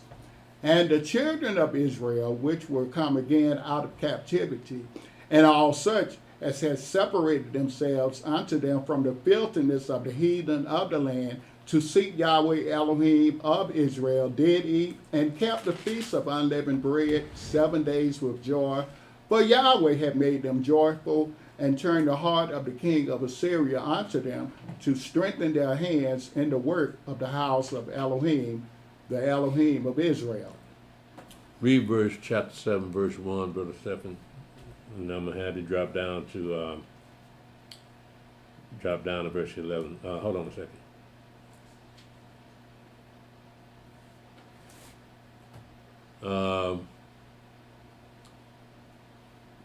Read. Well, I tell you what. Just read all of that. Yeah. I believe you can handle those names. Yeah. Ezra chapter 7, verse 1. Now after these things, in the reign of Artaxerxes, king of Persia, Ezra the son of Zariah, the son of Azariah, the son of Hilkiah, the son of Shalom, the son of Zadok, the son of Ahitub, the son of Amariah, the son of Azariah, the son of Muriel, the son of Zerahiah, the son of Uzi, the son of Buki, the son of Abishua, the son of Phinehas, the son of Elisah, the son of Aaron, the chief priest. This Ezra went up from Babylon, and he was a ready scribe in the law of Moshe, which Yahweh Elohim of Israel had given. And the king granted him all his requests according to the hand of Yahweh his Elohim upon him. And there went up some of the children of Israel, and of the priests, and the Levites, and the singers, and the porters, and the Nethinims, unto Jerusalem in the 7th year of Artaxerxes the king. And he came to Jerusalem in the 5th month, which was in the 7th year of the king. For upon the first day of the first month began he to go up from Babylon, and on the first day of the 5th month came he to Jerusalem, according to the good hand of his Elohim upon him. For Ezra had prepared his heart to seek the law of Yahweh, and to do it, and to teach in Israel statutes and judgments. Now this is the copy of the letter that the king Artaxerxes gave unto Ezra the priest, the scribe, even a scribe of the words of the commandments of Yahweh and of his statutes to Israel.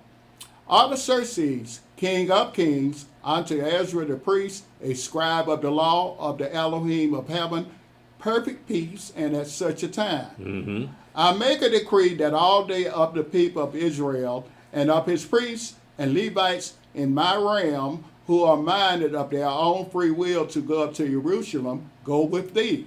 For as much as thou art sent of the king, and of his 7 counselors, to inquire concerning Yehuda and Jerusalem, according to the law of thy God, which is in thine hand, and to carry the silver and gold, which the king and his counselors have freely offered unto the God of Israel, whose habitation is in Jerusalem, and all the silver and gold that thou cannot find in all the province of Babylon, with the freewill offering of the people and of the priests, offering willingly for the house of their God, which is in Jerusalem, that thou mayest buy speedily with this money bullocks, rams, lambs, with their meal offerings and their drink offerings, and offer them upon the altar of the house of your God, which is in Jerusalem. And whatsoever shall seem good to thee and to thy brethren to do with the rest of the silver and the gold, that do after the will of your God. The vessels also that are given thee for the service of the house of thy God,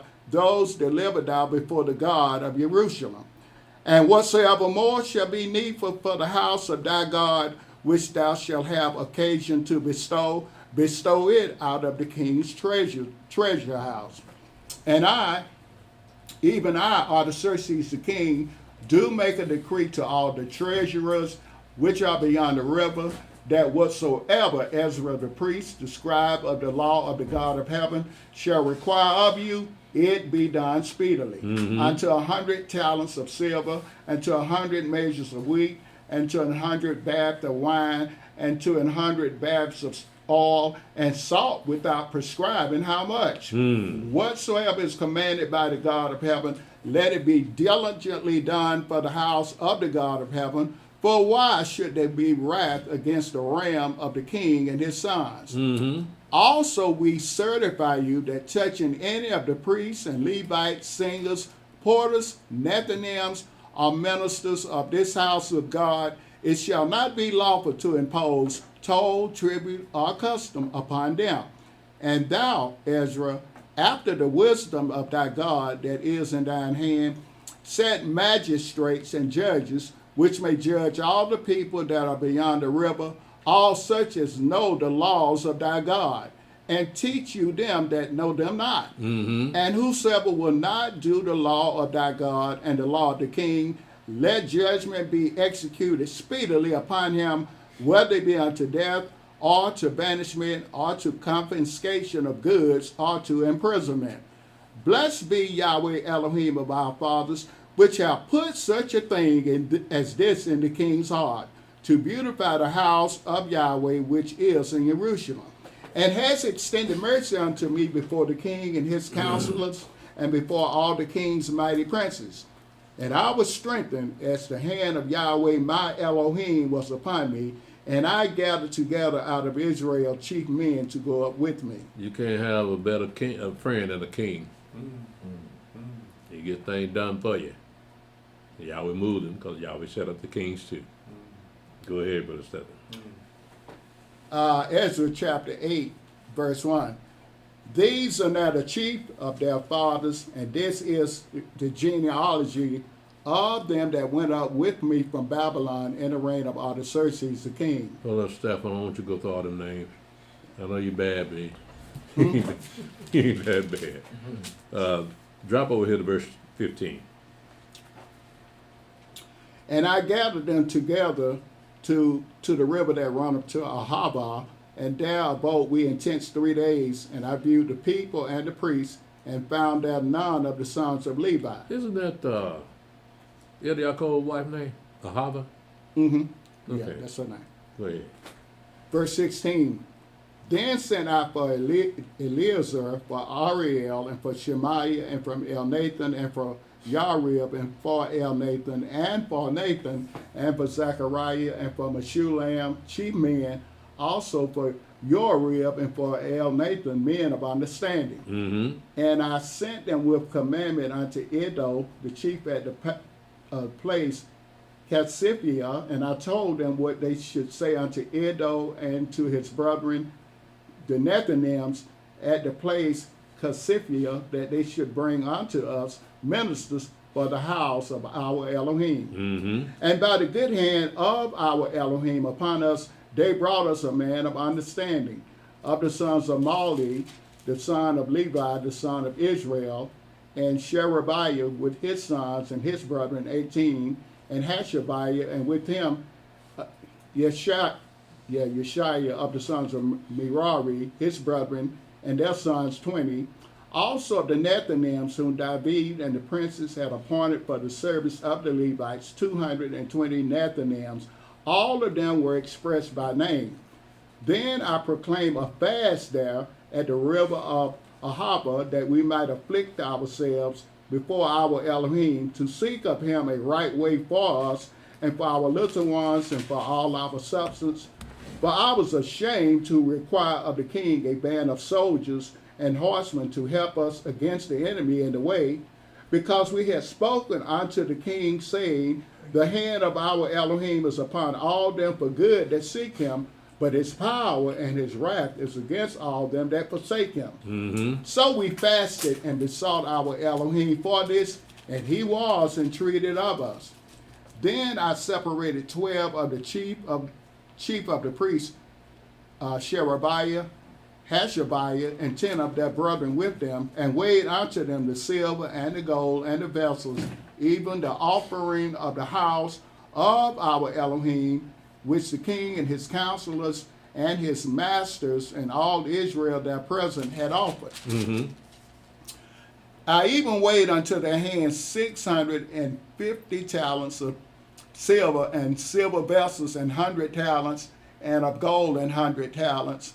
Also 20 basins of gold of 1,000 drams, and 2 vessels of fine copper, precious as gold. And I said unto them, you are holy unto Yahweh. The vessels are holy also, and the silver and the gold are a free will offering unto Yahweh Elohim of your fathers. Watch you and keep them until you weigh them before the chief of the priests and the Levites, and chief of the fathers of Israel at Jerusalem, in the chambers of the house of Yahweh. So took the priests and the Levites the weight of the silver and the gold and the vessels, to bring them to Jerusalem unto the house of our Elohim. Then we departed from the river of Ahava on the 12th day of the first month, to go unto Jerusalem, and the hand of our Elohim was upon us, and he delivered us from the hand of the enemy, and of such as lay in wait by the way. And we came to Jerusalem and abode there 3 days.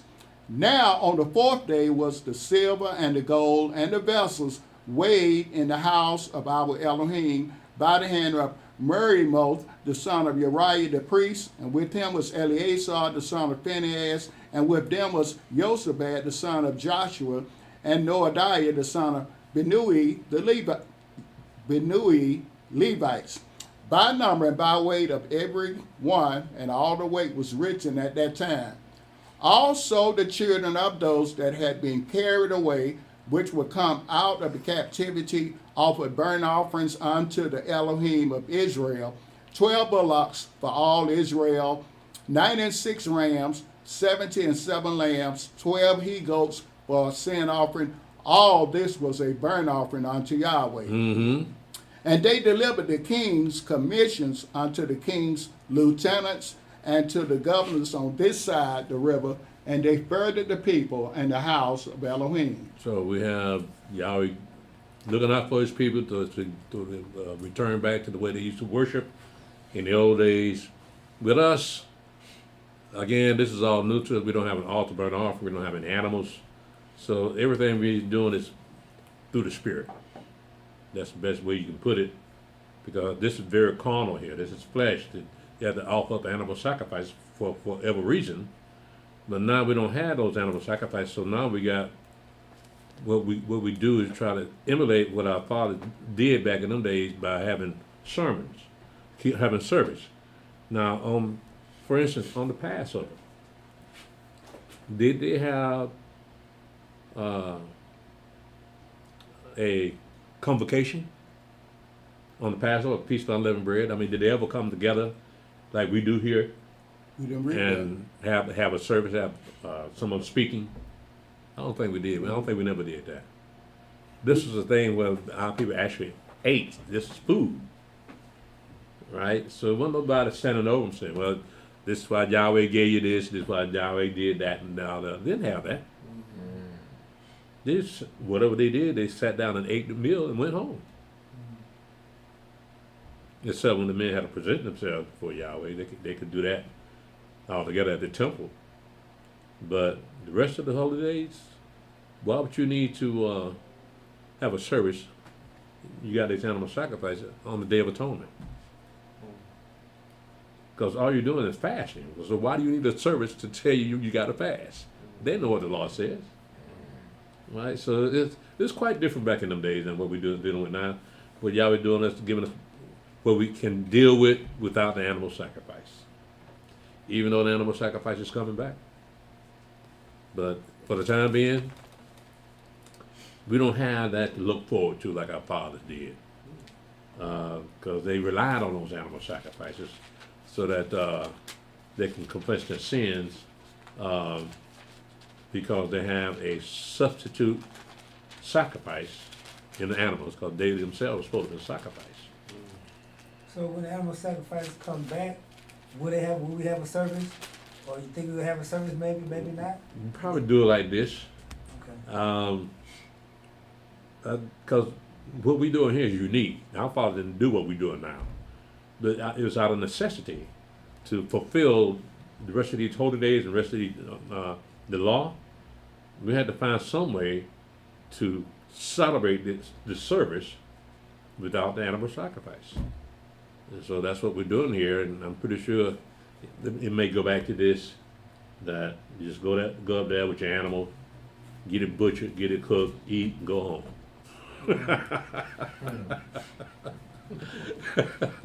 So, yeah, I don't know, maybe you can make a suggestion to the King of Kings. He say, can we have a service like Steve and Elle up there? I say, get out my court. We ain't doing that no more. You know, reading in these Yahweh speeches, not a whole lot about Passover. It's Passover and unleavened bread, but the other yearly Sabbaths is a lot more written, more detailed. Yeah. Yeah, like I said, it'd be interesting to keep these days without the service that we keep. Mm-hmm. So again, we're doing this by the Spirit without the animal sacrifice. So it means a little bit more because now we don't take it for granted. We look deep inside these holy days that we're keeping. They're not just any kind of days. These are days that Yahweh gave our fathers. Even the New Testament, they didn't keep service. You don't think they had service even in the New Testament? A service for in the the New Passover. Testament, like for any whole day. I know they was coming.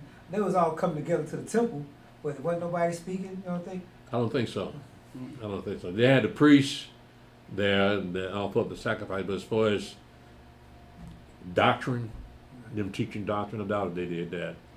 You know, that's just like these days here. Yeah, man. Have NCCI, have they always, in the very beginning, started in the afternoon? What? Sabbath service. No, it started more than likely started in the daytime, because we didn't have no light at night. You don't want to be walking around Jerusalem with no light, right? So, just like we do here, we have. I mean, didn't NCCI used to keep it in the evening time, the Sabbath day? Oh yeah, Yeah, yeah. We some camps keep it on Friday night. yeah, that's what I'm saying. Yeah, Yeah, but Fri- we never did that. Not since I've been here. It started the same time we did now, 1:30. oh yeah, Yeah.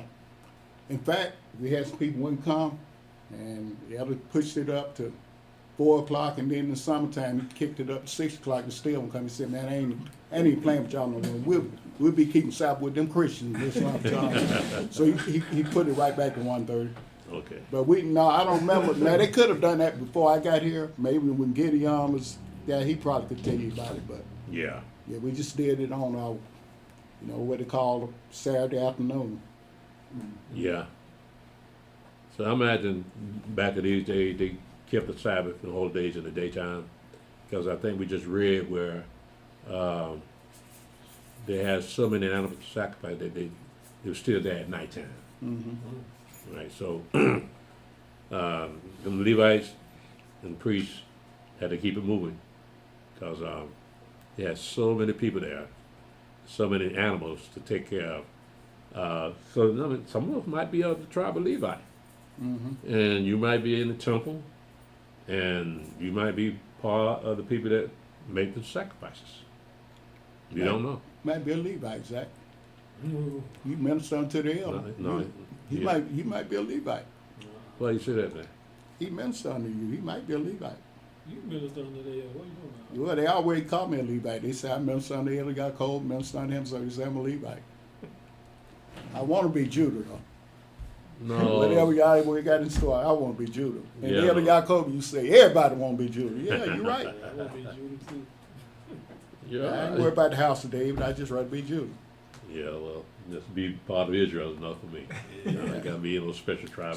I'll be of Asher, Zebulon. Don't know what they ever did, but So I'd rather be a doorkeeper in the house of Yahweh. Yeah. And dwell in tents of wickedness. mhm, Yeah. Amen. As long as you make it there, huh? that's all. Yeah. You finish that up, Stephen? That was it. Let me see here. I think we can stop here and open the floor for questions. Does anyone have any questions before we dismiss? I got a question. Okay. I was talking with Deacon Zach about it before. Where it talks about not eating meat and being weak. You think that's more spiritual? Could Oh, you're talking about in Romans chapter 14? Yeah, Paul? I think could that be like a spiritual thing? Like you not want to eat meat and it might make you like spiritually weak, maybe. You think? Well, you got that crowd out there that just can't eat meat. You know, they'd rather eat vegetables. So, when you eat meat, this what men normally do. Women will eat light stuff. They don't eat that heavy meat.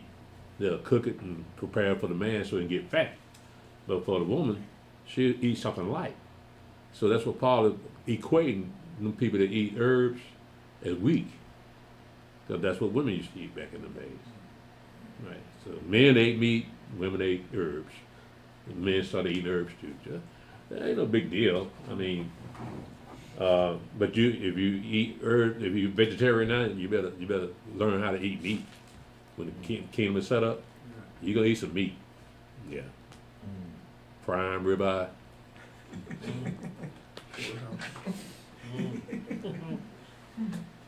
Let's see here. This is chapter 9. What else do you have? Did you have anything No, else? that's it. Thank you. Okay.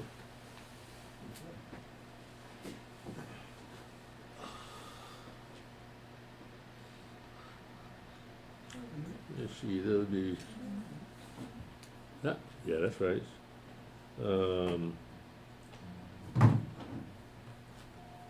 What's the date for next Tuesday, you know? Next Tuesday? Mm-hmm. Oh, yeah. The day is what, 20, it's gonna be the 28th. The day 24th, Yeah, it'll be the 28th. 28th, Yeah. Day after your, that's the last, no, it ain't. 28th is on a Saturday. Tuesday's the 3rd. Tuesday's gonna be that 20, the 28th next week. What you talking about? 28 or What month are you looking at, man? 28 or something. Today, 23rd, 24th. Next Tuesday gonna be the 3rd. Today, 24th. Next Tuesday gonna be the 3rd. Huh? Next Tuesday gonna be the 3rd.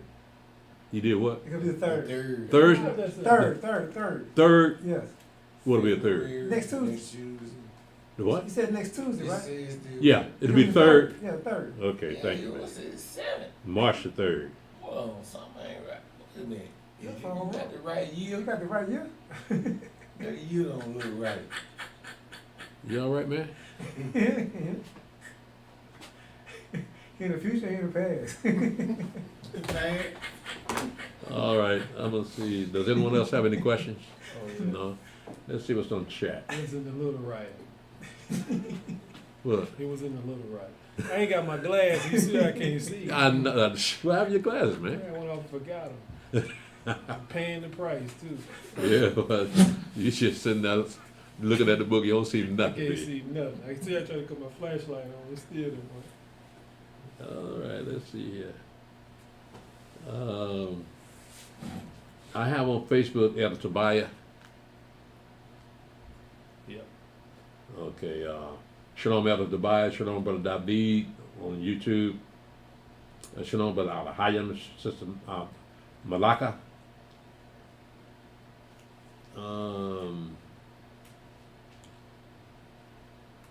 Shalom Avisha Judah.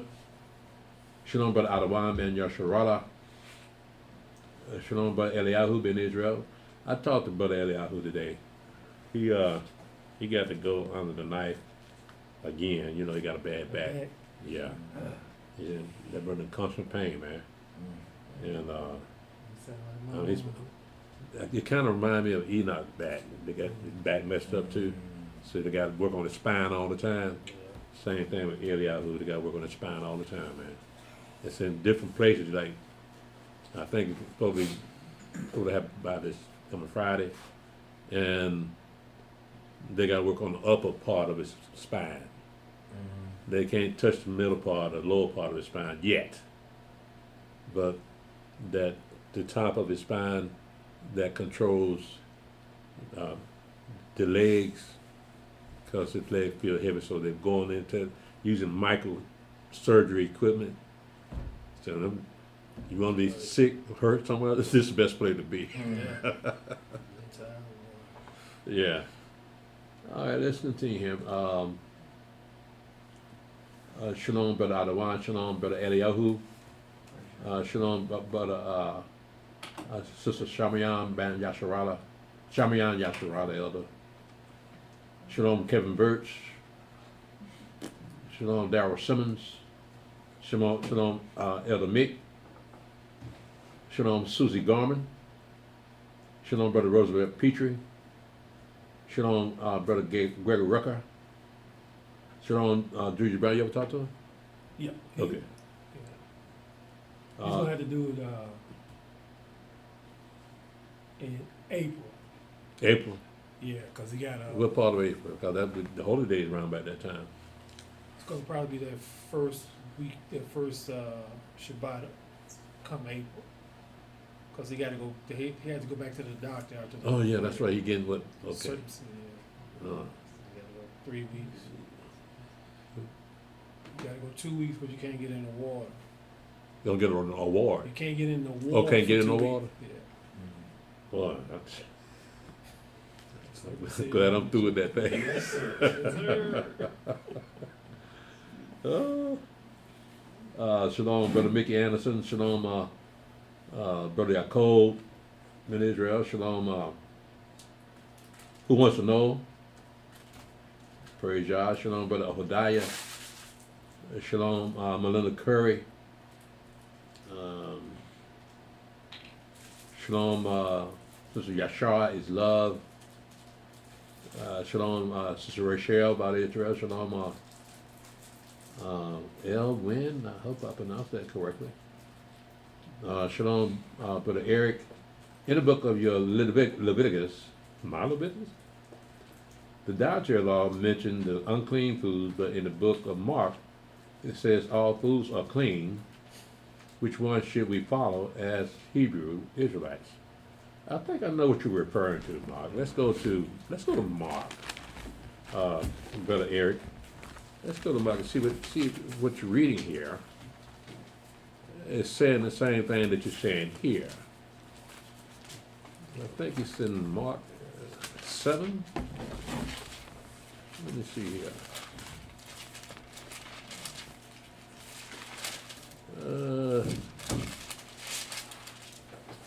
Okay. Shalom.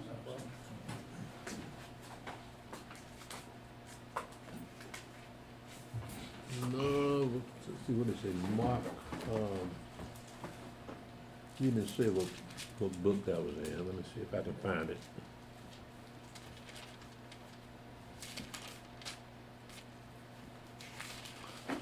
Yeah, it's in Mark 7. Now, you mind reading this for me, Steve? We're in Mark 7. The brother said Mark 7 says we can eat anything. Okay. Mark 7, chapter 7. Read down to verse 23. Where we starting at? Verse 1. Verse 1.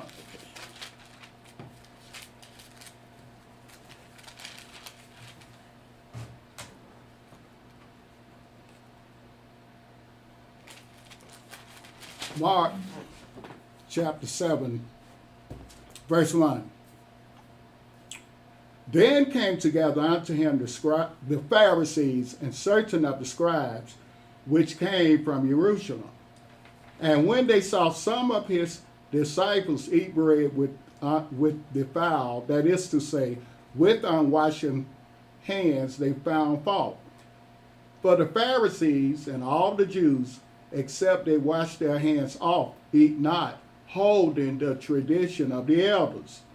And when they come from the market, except they wash, they eat not.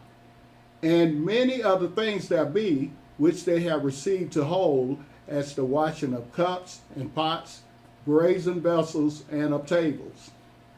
Then the Pharisees and scribes asked him, Why walk not thy disciples according to the tradition of the elders, but eat bread with unwashed hands? Now, the issue is eating bread with unwashed hands, isn't it? Go ahead, Brother Stephen. Verse 6. He answered and said unto them, Well have yourselves prophesied of you, hypocrites, as it is written, This people honoreth me with their lips, but their heart is far from me. Howbeit in vain do they worship me, teaching for doctrines the commandments of men. For laying aside the commandment of Elohim, you hold the tradition of men, as the washing of pots and cups, and many other such like things you do. And he said unto them, Full well you reject the commandment of Elohim, that you may keep your own tradition. For Moshe said, Honor thy father and thy mother, and whoso curses father or mother, let him die the death. But you say, verse 11, but you say, if a man shall say to his father or mother, It is Corban, that is to say, a gift, by whatsoever thou mightest be profited by me, he shall be free. And you suffer him no more to do aught for his father or his mother, making the word of Elohim of none effect through your tradition, which you have delivered. And many such like things do you. Mm-hmm. And when he had called all the people unto him, he said unto them, Hearken unto me, every one of you, and understand, there is nothing from without a man that entering into him can defile him. But the things which come out of him, those are they that defile the man. If any man have ears to hear, let him hear. And when he was entered into the house from the people, his disciples asked him concerning the parable. And he saith unto them, Are you so, verse 18, and he saith unto them, Are you so without understanding also? Do you not perceive that whatsoever thing from without entereth into the man, it cannot defile him? Because it entereth not into his heart, but into the belly, and goeth out into the draught, purging all meats. And he said, That which cometh out of the man, that defileth the man. For from within, out of the heart of man, proceed evil thoughts, adulteries, fornications, murders, thefts, covetousness, wickedness, deceit, lasciviousness, and evil eye, blasphemy, pride, foolishness. All these evil things come from within and defile the man. So what he's talking about is not the food itself, because he's still keeping the dietary law. Because when you go up into Matthew 5, he said, Think not that I come to destroy the law of the prophets. Mm-hmm. I did not come to destroy, but to fulfill. So not one jot or one tittle shall in no wise pass from the law until all be fulfilled. So the dietary law is still in effect. This has nothing to do with the dietary law. I think what you're getting mixed up is, in verse 18, he says unto them, Are you so without understanding also? Do you not perceive that whatsoever thing from without enters to the man, it cannot defile him? right? So let's look at another story about the same situation. Let's go to Matthew 15. Matthew 15. We're going to have the same story about these unwashed hands.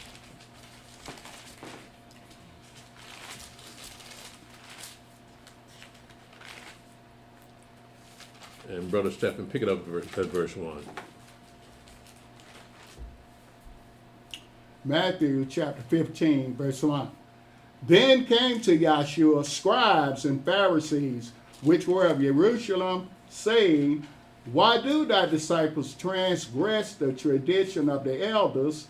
For they wash not their hands when they eat bread.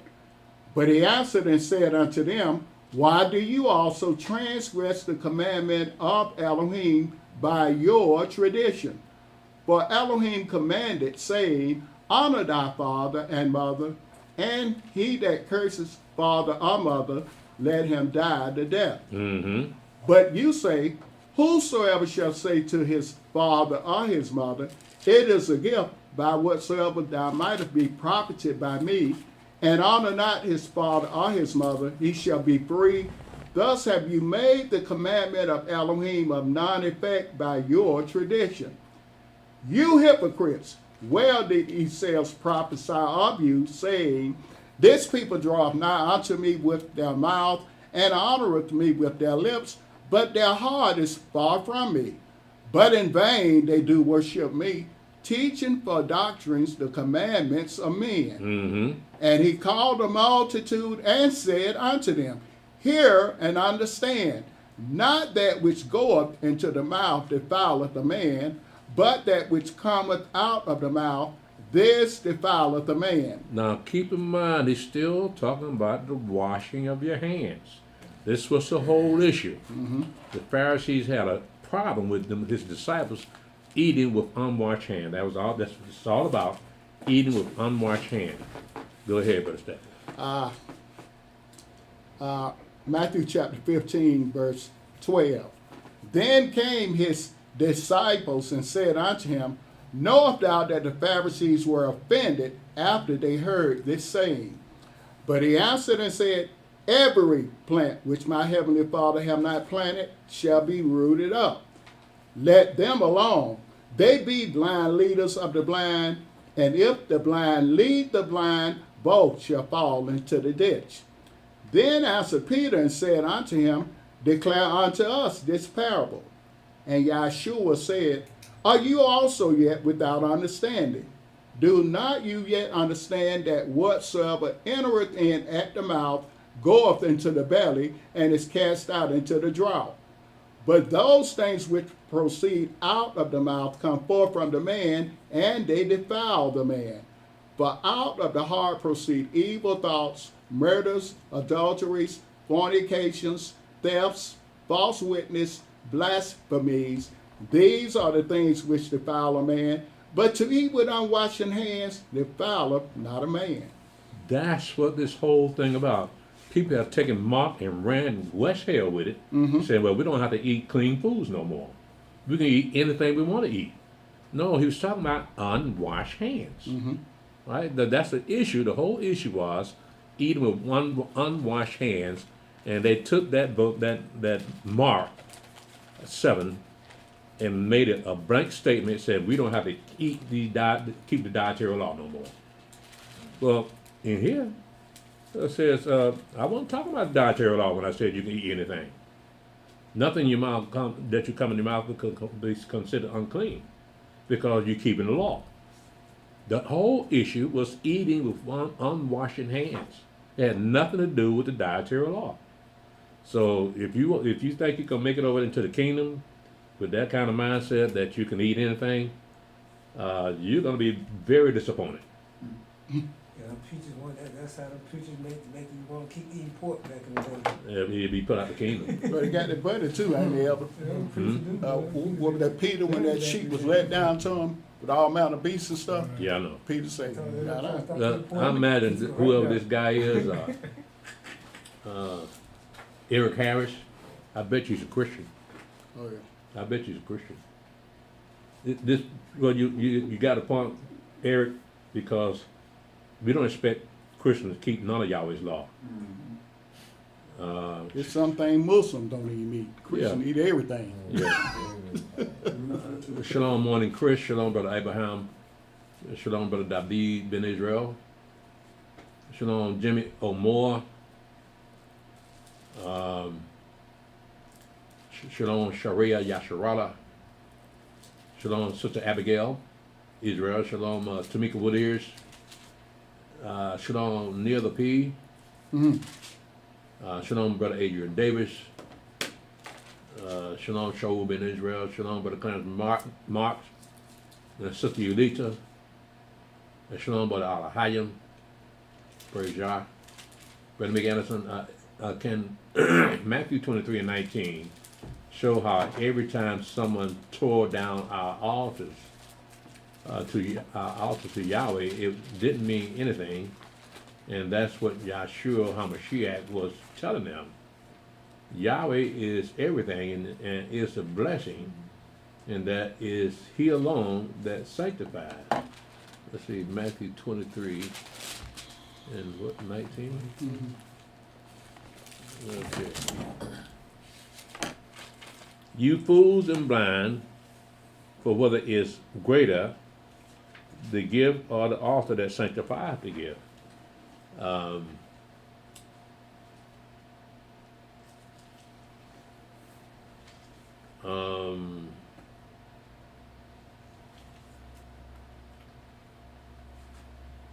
No, he was actually uplifting the altar, because look at what he says here. You fools and blind, for whether is greater the gift or the sacrifice, or, well, these glasses ain't helping me at all, man. These are brand new glasses. That's it, the new ones? Hmm? The new ones? Yeah. You need to take them back because they got to adjust them. Well, they say it's gonna take a while to get used to them. AD, my white folk, man. I believe everything white folks say. Y'all get out of town with that. Take them back, yeah. No, my white folk don't never lie. What's the matter with you? Take them back, yeah. Yeah, be on the safe side, take them back. You gotta adjust them. See, you fools and blind, for whether is greater, the sacrifice or the altar that sanctifies the sacrifice, the gift. Now, of course, the altar is, because the altar itself is holy, right? Because that's the altar to Yahweh. So it's not the sacrifice, but the altar that sanctifies the sacrifice, right? So you can sacrifice anywhere, but at that altar, yeah, that altar's special. It was prepared especially for those animal sacrifices. So the altar will be holier, be better than the sacrifice itself. So that altar sanctifies the sacrifice. Right. Let's see here.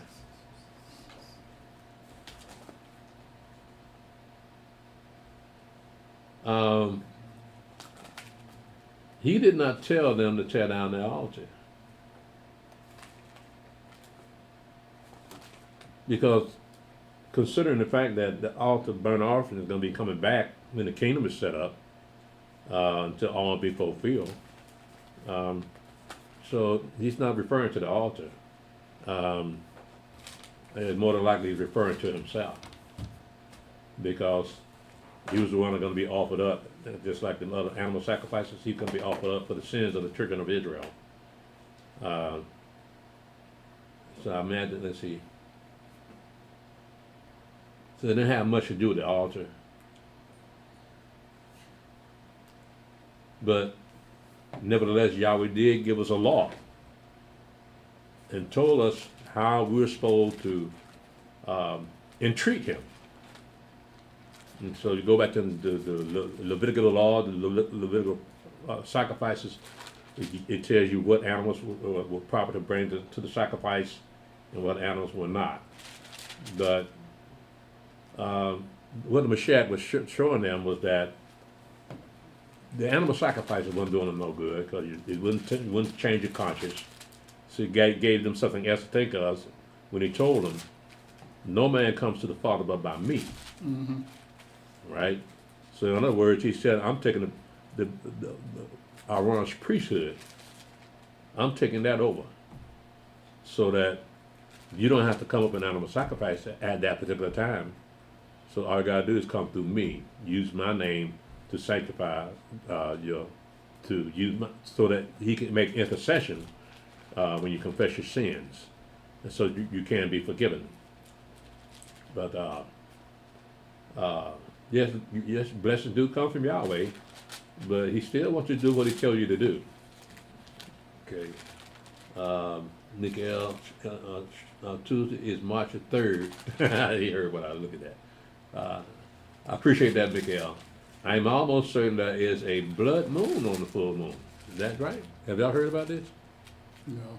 I heard they were talking about a blood moon sometime in the next few days, I imagine. Shalom, somebody named Curtis Burke Jr. on here. Shalom, family, great class, Elder Praise Yah. It's great to hear Brother Bless voice. There you go, man. You got the cheerleaders already out there waiting on you. Shalom, Brother Benaiah. Shalom, here's fire. Would it be okay to apply John 10:1 to the brother that took his wife's name to intrude into the priesthood? Oh, I see what you're saying. What is that? John 10:1. Okay. Let's see here.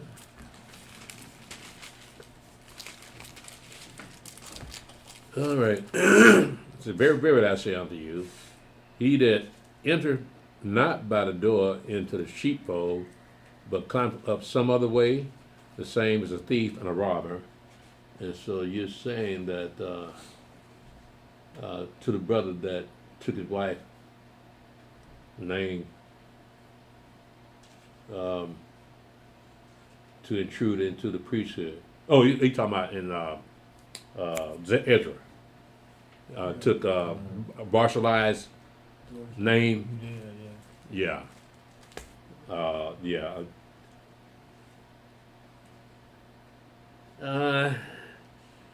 I guess you could say that. Because the question is, would it be okay to apply John 10:1 to the brother that took his wife's name to intrude into the priesthood? So Meshach says, all that come before him but thieves, right? So yeah, I can see that. Because he would have been a priest under false pretenses, trying to get a free meal, getting the best of everything. He actually being a thief. So yeah, I can get with that, Brother Hayes. It's not legit. Is that what he's saying? Right. Yeah, so Mashiach talking about the same way. Everybody came before him on number thief. Mm-hmm. Right, so they were trying to do the same thing, sneak into the priesthood. Yeah. But to make an elder priest, do the nations that are left, will they need a sacrifice in the future? Yes.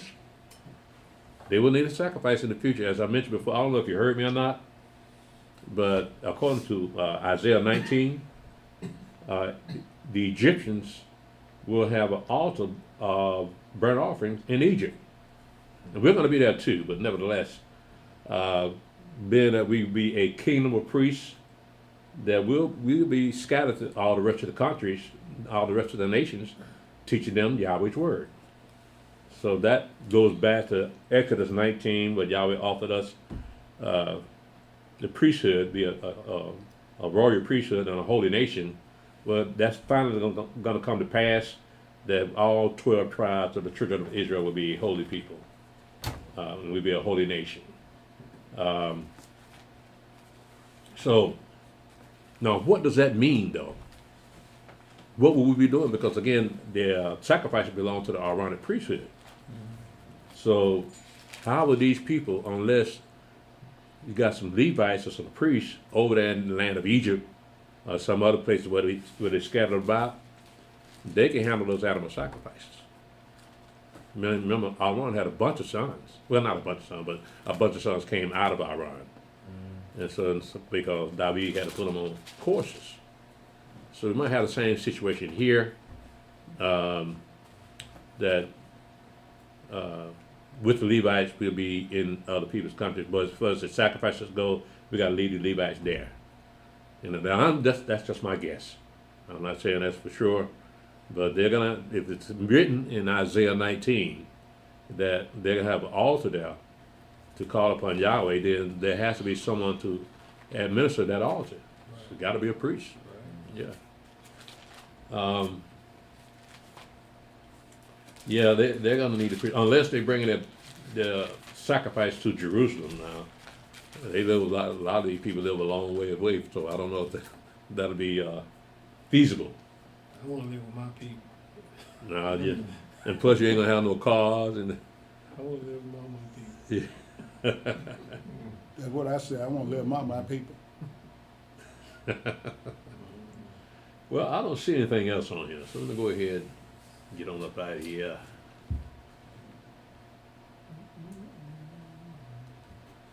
All right.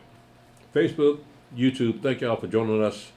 Join the sisters class this coming 5th day, which is Thursday night at 8 o'clock p.m. You can pick them up on Zoom. And then we'll have our Sabbath service this coming Saturday.